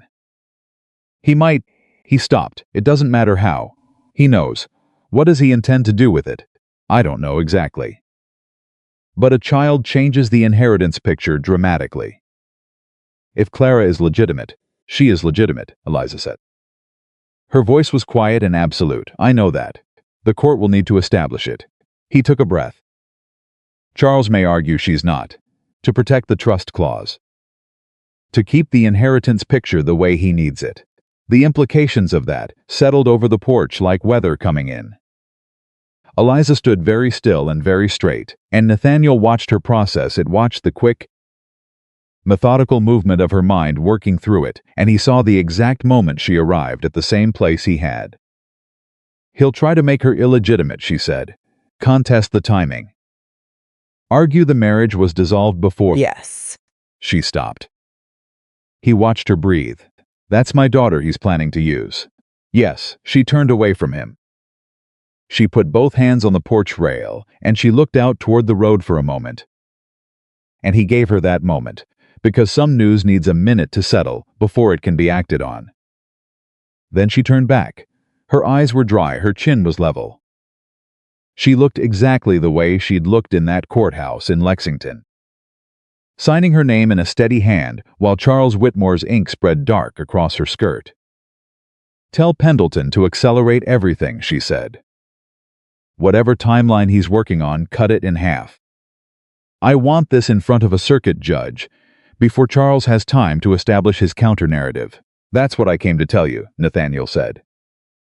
"Pendleton thinks we can be in front of Judge Harrington in Frankfort within 10 days if we move now. Then we move now." She paused. "I need to come with you to Frankfort." "Eliza, I'm a witness. I'm the primary witness. Charles threatened me directly. I heard his conversations with you through the library door. I identified the inconsistencies in the documents before anyone else did." She looked at him steadily. "You need me there." "I know I need you there," he said. "I'm asking if you're ready to travel with a 6-week-old. She almost smiled. "Just almost. I've been managing a 6-week-old alone for 6 weeks," she said. "I reckon I can manage her on a road to Frankfurt with some help." "You'll have it," he said. "Whatever you need." She nodded. She was already thinking ahead. He could see it, the logistics, the timeline, what to bring. What Margaret would need to know. "Tomorrow morning," she said. "We leave at first light. I'll arrange the wagon," he said. She turned to go inside, then stopped with her hand on the doorframe. She didn't turn around when she spoke. "Nathaniel," she said. "Yes. When this is over, when Charles has been dealt with and the court has done what it's going to do." She paused. "We're going to have a different conversation about what comes next." For her. For another pause, for all of it, "I know," he said. "I'm not making any promises tonight. I'm not asking for any tonight." She was quiet for a moment. He could see her profile, that straight, fine line of her jaw. Her hand on the doorframe. "You came," she said. "Not an accusation. Not a concession. Just a fact," said quietly, as though she was still working out what to do with it. "I should have come sooner," he said. "Yes," she said. "You should have." She went inside. He stood on the porch for a moment after she left, the evening settling around him, the creek making its quiet sound in the dark. Tomorrow they would ride to Frankfurt. They would stand in front of a circuit judge, and they would tell the truth, the whole truth. documented and witnessed and undeniable, and Charles Whitmore was going to discover, in the most consequential way possible, that the woman he'd driven out of her own home had kept every letter, remembered every word, and had not, for a single moment, stopped being the sharpest person in the room. Nathaniel picked up his hat. He walked back toward the village in the dark, and for the first time since July, something in his chest felt less like a stone and more like something that might, eventually, become something else. Not yet. But the beginning of the thing that came before hope.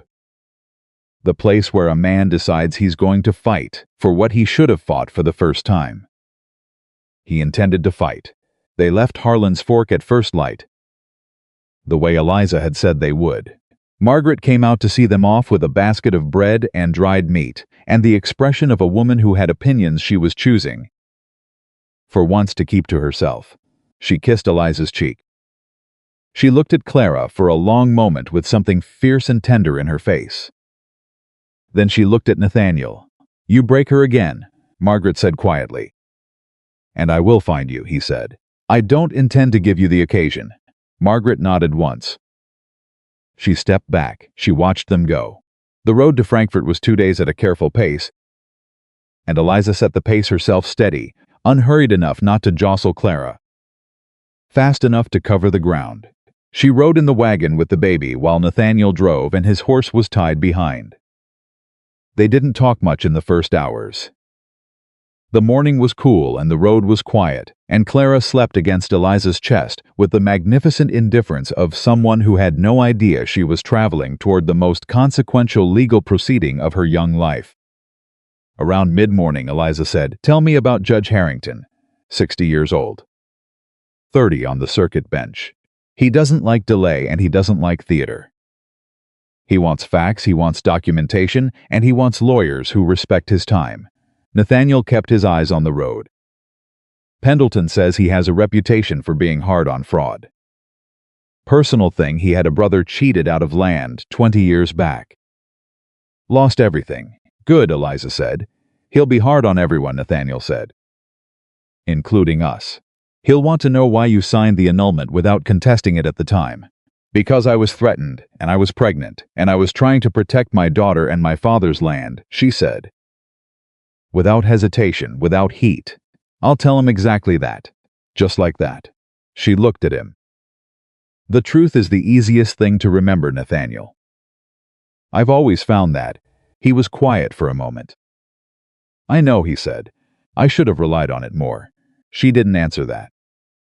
She looked back at the road ahead, and Clara made a small sound and settled again. And they rode on through the late summer morning, toward Frankfurt, and whatever waited there. Charles was already in Frankfurt when they arrived. Nathaniel had half expected it. Charles was smart, and he had resources, and he'd had enough warning to put himself in position. He'd taken rooms at the best boarding house in town, and retained a lawyer from Lexington named Alderton, who had a reputation for arguing document disputes with the particular slipperiness of a man who understood that the letter of the law and the spirit of it were two different countries. Pendleton met them at the edge of town with this information, and with the expression of a man who considers preparation the only form of prayer worth offering.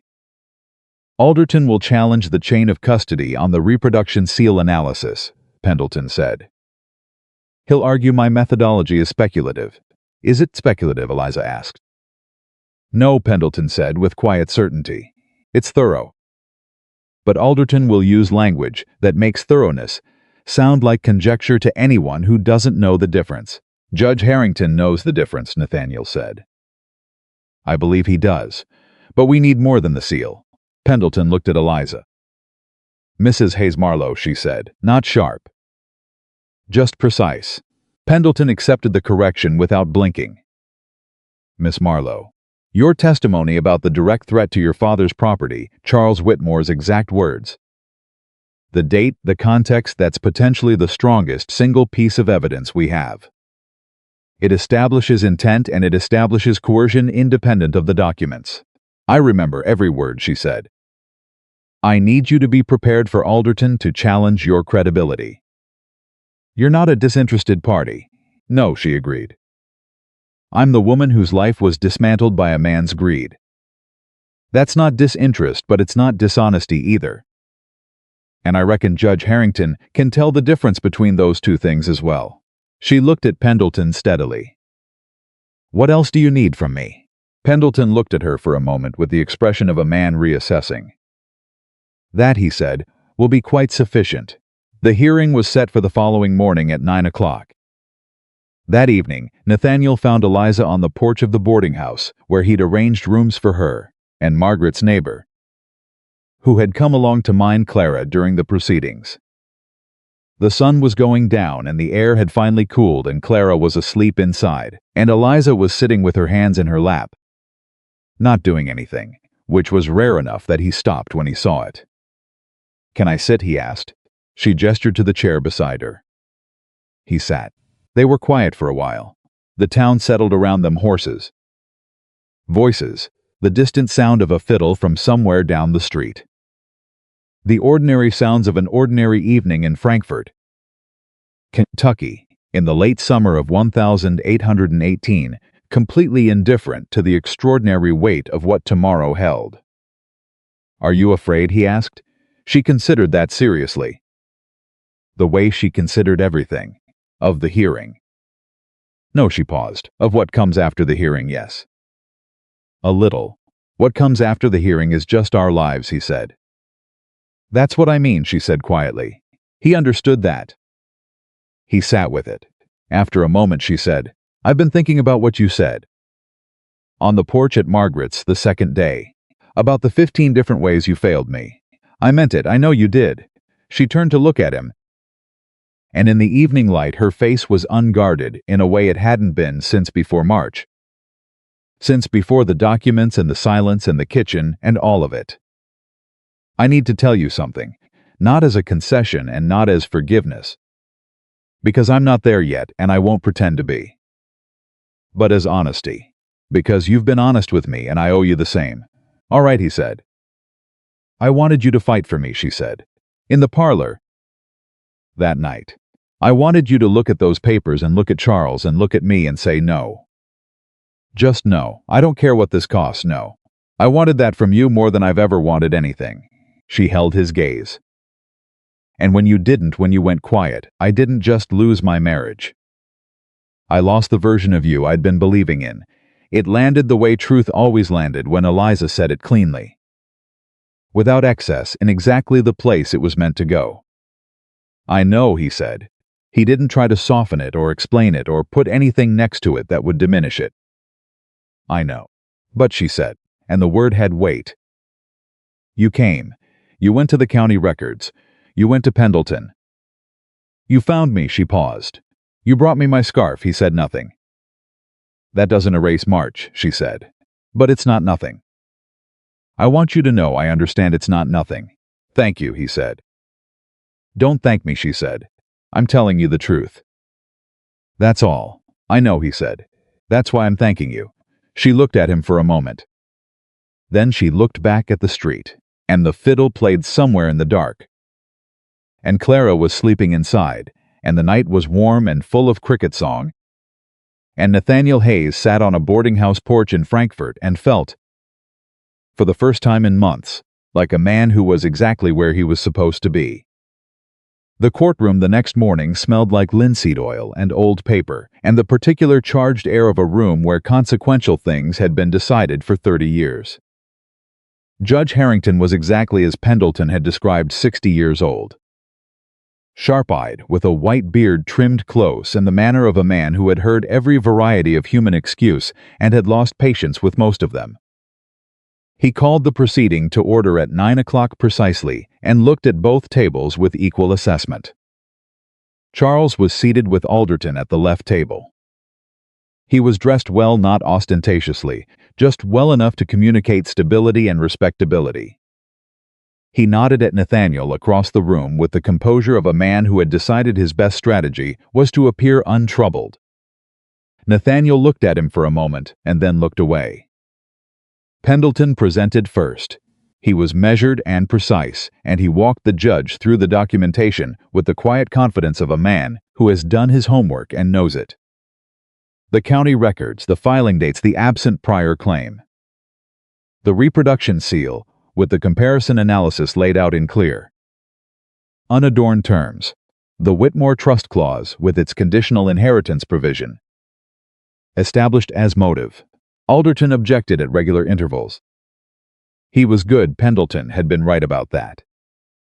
He used language precisely, threading the needle between challenging the facts and merely questioning the methodology, keeping his attacks on the credibility of the analysis rather than the honesty of the analyst. Judge Harrington sustained 2 of his objections and overruled 4, each time with a brevity that suggested he was not interested in being impressed by either side's lawyers. Then Pendleton called Eliza. She walked to the front of the room, and she sat in the witness chair with her back straight and her hands folded and her face composed. And Nathaniel watched Alderton assess her from across the room, watched him calibrate, watching for vulnerability or anxiety or the particular wobble that witnesses developed when they felt the weight of the formal scrutiny. He wasn't going to find it. Pendleton asked his question simply, and she answered simply. The threat in the kitchen. Charles's exact words, "Your father still holds the note on those 2 acres. It would be a shame if the bank decided to call it and delivered without drama, without embellishment, in the flat, precise tone of a woman reciting what she actually heard. The inconsistencies she'd identified in the documents. The date, the time, the context." Then Alderton stood. "Miss Marlowe," he said, with the particular courtesies that experienced lawyers use when they are about to be unkind. "You signed the annulment document voluntarily, is that correct?" "I signed it under threat," she said. "You signed it, with your own hand, of your own physical action, under threat," she repeated, in exactly the same tone, "and yet you made no formal complaint at the time. You filed no report with the county sheriff. You made no written record of this alleged threat." "I was pregnant," she said. "I was alone. And the man making the threat was the cousin of the man who was supposed to protect me, who had chosen not to." She looked at Alderton directly. "I made the calculation that the safest thing for my child was to leave. Not to fight a man with resources and connections from a position of isolation and vulnerability." Alderton pivoted. "You have obvious reason to present Mr. Whitmore unfavorably." "I have obvious reason to tell the truth about him," she said. "Those are different things. I'd encourage you to notice the difference." Judge Harrington made a sound that might have been a suppressed reaction of some kind. He kept his face neutral. Alderton tried 3 more angles. She answered each one the same way, directly, without hostility, without decoration. She didn't perform injury, and she didn't perform composure. She just told the truth plainly, in the voice of a woman who had had several months to make her peace with every word of it. When Alderton finally sat down, Pendleton had one more question. "Miss Marlowe," he said, "in your assessment, why did Charles Whitmore want your marriage to Mr. Hayes dissolved?" Alderton was on his feet. "Objection. Calls for speculation." "I'll allow it," Judge Harrington said, without looking up from his notes. "Witness may answer." Eliza looked at the judge directly. "Because I was paying attention," she said, "and he knew it. I found the problems in those documents in 20 minutes. I'd been in that house for 6 months, managing its accounts and its correspondence, and I was starting to see the shape of what he'd been doing in the margins. He needed me gone before I could articulate it clearly." She paused. "A woman who notices things is inconvenient to a man running a deception. Removing me was easier than stopping the deception." The courtroom was quiet. Judge Harrington wrote something in his notes. Charles testified after the midday recess. He was good. Nathaniel gave him that he was composed and reasonable, and he answered all questions with the thoughtful precision of a man who had nothing to hide and found the proceedings regrettable but necessary. He acknowledged the trust clause but denied that it had motivated anything. He characterized the documents as legitimate filings he'd obtained in good faith from Harlan Booker. And when Pendleton pressed him on Booker's connection to the Whitmore Trust, He expressed surprise and concern with exactly the right degree of credibility. He was very, very good. And then Pendleton put the reproduction seal analysis in front of him and asked him to explain how a document filed with the county clerk's office in March of 1818 bore a notary seal that didn't match any registered notary in the county for that period. Charles said he couldn't explain it. He said Booker must have made an error. Pendleton asked him to explain why the witness listed on the primary document appeared twice, in two different handwriting styles. Charles said he hadn't noticed that. Pendleton asked him to explain why the prior claim referenced in the documents appeared nowhere in the county land records for any period prior to March 1818. Charles said he'd relied on Booker's representation. Each answer was technically possible. Each answer was also, in the accumulation of them, the portrait of a man who had accepted a critical legal document without performing any of the verification that a man of his intelligence and self-interest would obviously have performed. Judge Harrington had noticed the same thing. Nathaniel could tell by the quality of the judge's attention, the way it had sharpened without changing expression. Then Pendleton asked one more question. Mr. Whitmore, were you aware, prior to the annulment proceedings, that your cousin's wife was pregnant? The room went very still. Alderton objected. Prejudicial. It goes directly to motive. Your Honor, Pendleton said calmly, the trust clause's conditional provision depends on the Hayes marriage producing no living heir. A pregnancy, known in advance, would have created urgency to dissolve the marriage before the birth established legitimate issue. Judge Harrington looked at Charles. Answer the question, Mr. Whitmore. Charles's composure held. Barely. But Nathaniel had been watching his cousin's face for 30 years, and he could see the calculation happening, the rapid, precise assessment of which answer was safer. I was not aware of any pregnancy, Charles said. You visited Ashwood Estate regularly between January and July of this? Yes. You had access to the household, the staff, the family's domestic routine. As a family member? Yes. And in 6 months of regular presence in the household of a young married woman, you noticed nothing that suggested she might be expecting a child. A pause. No, Charles said. Pendleton looked at the judge. The child was born 6 weeks ago, he said, full term, which places conception in the early spring of this year, well within the period Mr. Whitmore describes. He set a document on the judge's desk. I have a sworn statement from Mrs. Margaret Calloway of Harlan's Fork, Mercer County, a relation of Miss Marlowe's, who states that she was present at the Calloway house in the kitchen July of this year when Mr. Whitmore's name came up in conversation, and that the child's existence was discussed openly, Miss Marlowe having made no attempt to conceal it from family members. He paused. Mr. Whitmore, I'll ask again. Were you aware of the pregnancy before the annulment proceedings concluded? Charles looked at his lawyer.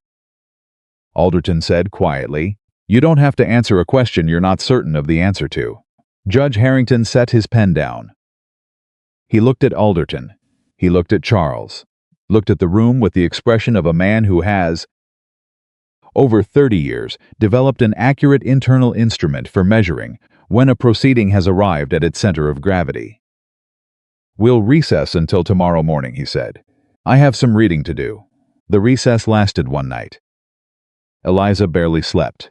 Nathaniel knew that because he barely slept either, and because at 2 a.m. he heard footsteps on the boarding house porch and looked out his window and saw her there, sitting in the dark with Clara against her shoulder, her hand moving in the slow automatic circle on the baby's back that meant the baby was unsettled and she was settling her.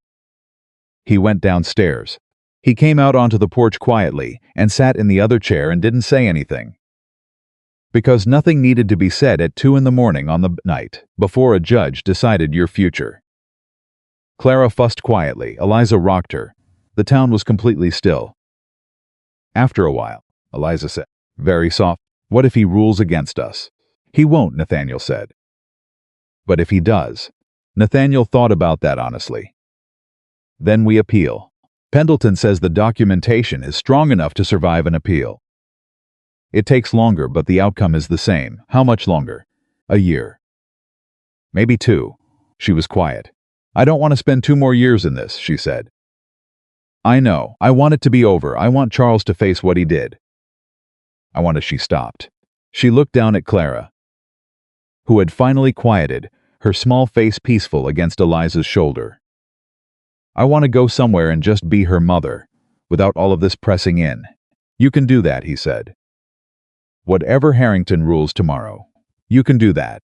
She looked at him. Nathaniel, she said quietly, what do you want? What's right? Not what you owe me. What do you actually want? It was... He understood, the most important question she'd asked him. More important than anything in the courtroom. More important than the documents, or the trust clause, or the reproduction seal. He answered it the way she'd taught him to answer things directly. Without decoration, without the careful management of impression. I want to come home, he said. I want you to come home. I want to watch Clara grow up at Ashwood, and I want to sit across from you at supper, and I want to ask your opinion on things and actually deserve the answer. He held her gaze in the dark. I want to be the man you thought I was in October. I'm not asking you to pretend I've earned it yet. I'm telling you what I want so you know where I'm standing. She looked at him for a long moment. Then she looked back down at Clara. Ask me again, she said quietly. After tomorrow. He nodded. They sat on the porch in the dark until Clara was deeply asleep again. And then Eliza went inside, and Nathaniel sat for a while longer in the warm summer night, listening to Frankfurt be quiet around him, and he thought about October and creek paths, and a woman who had said yes. Not today's answer, today's answer. And he thought that whatever happened tomorrow, he was not going to waste another moment of what came after it. Judge Harrington came in at 9 o'clock the next morning and called the room to order and opened his notes and looked at both tables. Then he spoke. He spoke for 22 minutes. Nathaniel knew the exact duration because he counted every minute of it. Harrington went through the documentation with the methodical precision of a man who had read every word of it twice and formed a view he was confident in. He addressed the reproduction seal analysis, he found it credible, and the counter-argument speculative. He addressed the absent county land records, he found the gap unexplainable by any legitimate process. He addressed the trust clause, he found its relevance to the proceedings not merely plausible, but... In his assessment central, he addressed Charles's testimony. He did not find it credible. He said so plainly in the language of judicial findings, which managed to be both formal and devastating in the way that only very precise language can be. Then he ruled. The annulment was set aside on grounds of fraud in the inducement. The marriage of Nathaniel Hayes and Eliza Marlowe Hayes was reinstated in the eyes of Kentucky law.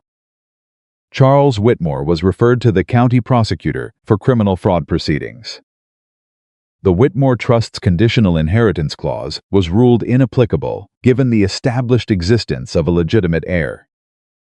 Then Judge Harrington looked up from his notes and over his glasses and said, with the brevity of a man who considered the human dimension of law an important but efficiently addressable matter, I hope the parties involved take the opportunity this court has provided to do better than they've done. That's all. He closed his notes, the room stood.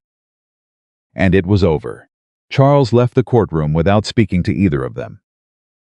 Alderton said something to him quietly at the door, and Charles listened and nodded and walked out with the controlled, deliberate step of a man managing himself under extreme pressure. He looked back just once from the doorway, and his eyes found Nathaniel's and held for a moment. Nathaniel looked back. There was nothing to say. There never had been. Really. Just 30 years of family and one very long deception and the consequences of it. Playing out in a courtroom in Frankfurt on a Wednesday morning in August. Charles looked away first. He walked out. Pendleton shook Nathaniel's hand and said he'd be in touch about the prosecutor's timeline. And then he turned to Eliza and shook her hand as well. And he said, "You were the strongest witness I've seen in 20 years of this work. Miss Marlowe. Mrs. Hayes, he corrected himself. Eliza accepted the correction this time without speaking. When Pendleton left, the room had emptied to just the two of them. Eliza stood at the table with her hands resting lightly on the surface, looking at the middle distance, not at him, not at anything in particular. He waited. After a moment she said, "He ruled faster than I expected. When the evidence is clear—" "Harrington is clear," Nathaniel said. "Yes," she was quiet. Then he referred Charles to the prosecutor. "Yes, that means a trial." "Possibly. We'll be witnesses, we will." She nodded slowly. Processing. Working through the after-images of the thing that had just happened. The way she always worked through things methodically. Step by step, giving each piece its due before moving to the next. Then she turned and looked at him. "You asked me something last night," she said. On the porch. "I did," he said. "I told you to ask me again after today, I remember." She looked at him directly. No performance. No management. Just Eliza, clear-eyed and honest and more completely herself than she'd been able to afford to be since March. "Ask me," she said, took a breath. "Come home," he said. Not for the estate, not for the legal picture, not because of what the court just ruled. He held her gaze. "Come home because I'm going to spend the rest of my life being the man who deserved you in October. And I want to do that where you can see it, where Clara can grow up in her own house, where your father can visit and not have to worry about notes at the bank." He paused.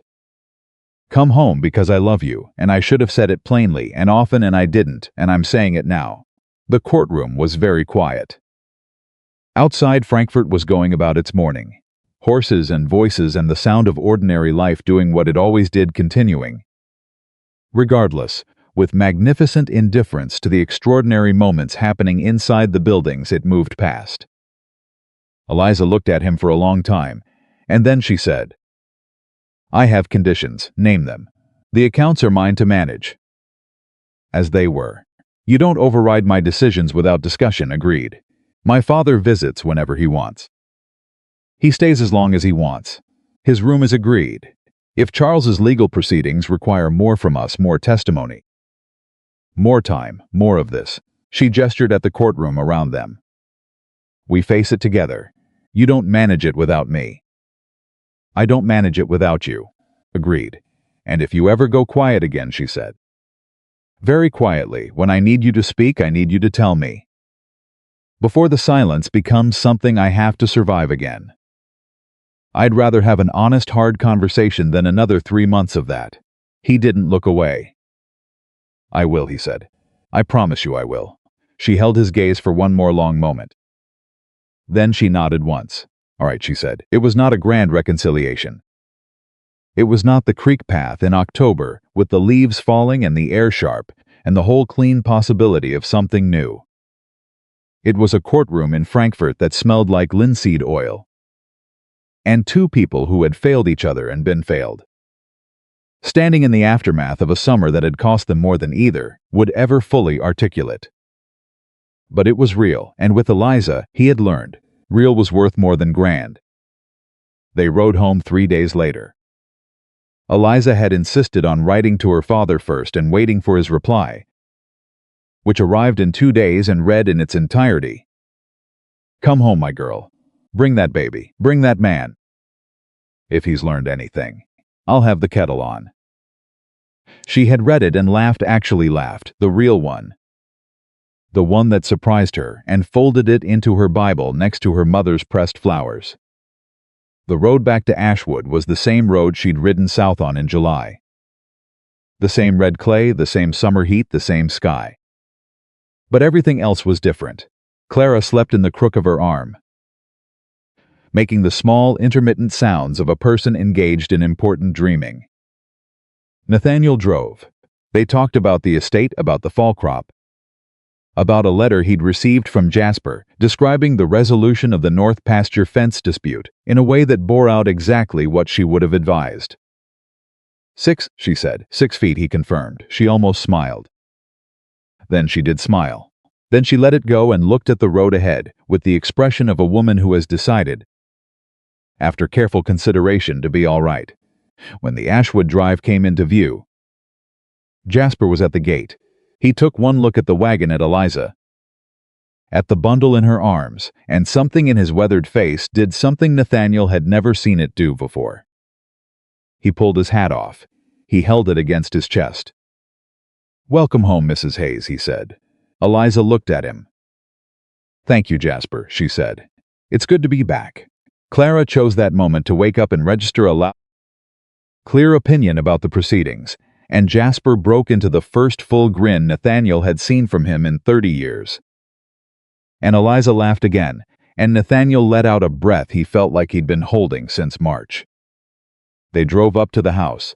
The staff came out, Mrs. Holt first, then the others, and there were no speeches and no ceremony. Just the plain, warm acknowledgement of people who had liked her and were glad she was back. Mrs. Holt took one look at Clara and said, "Lord have mercy.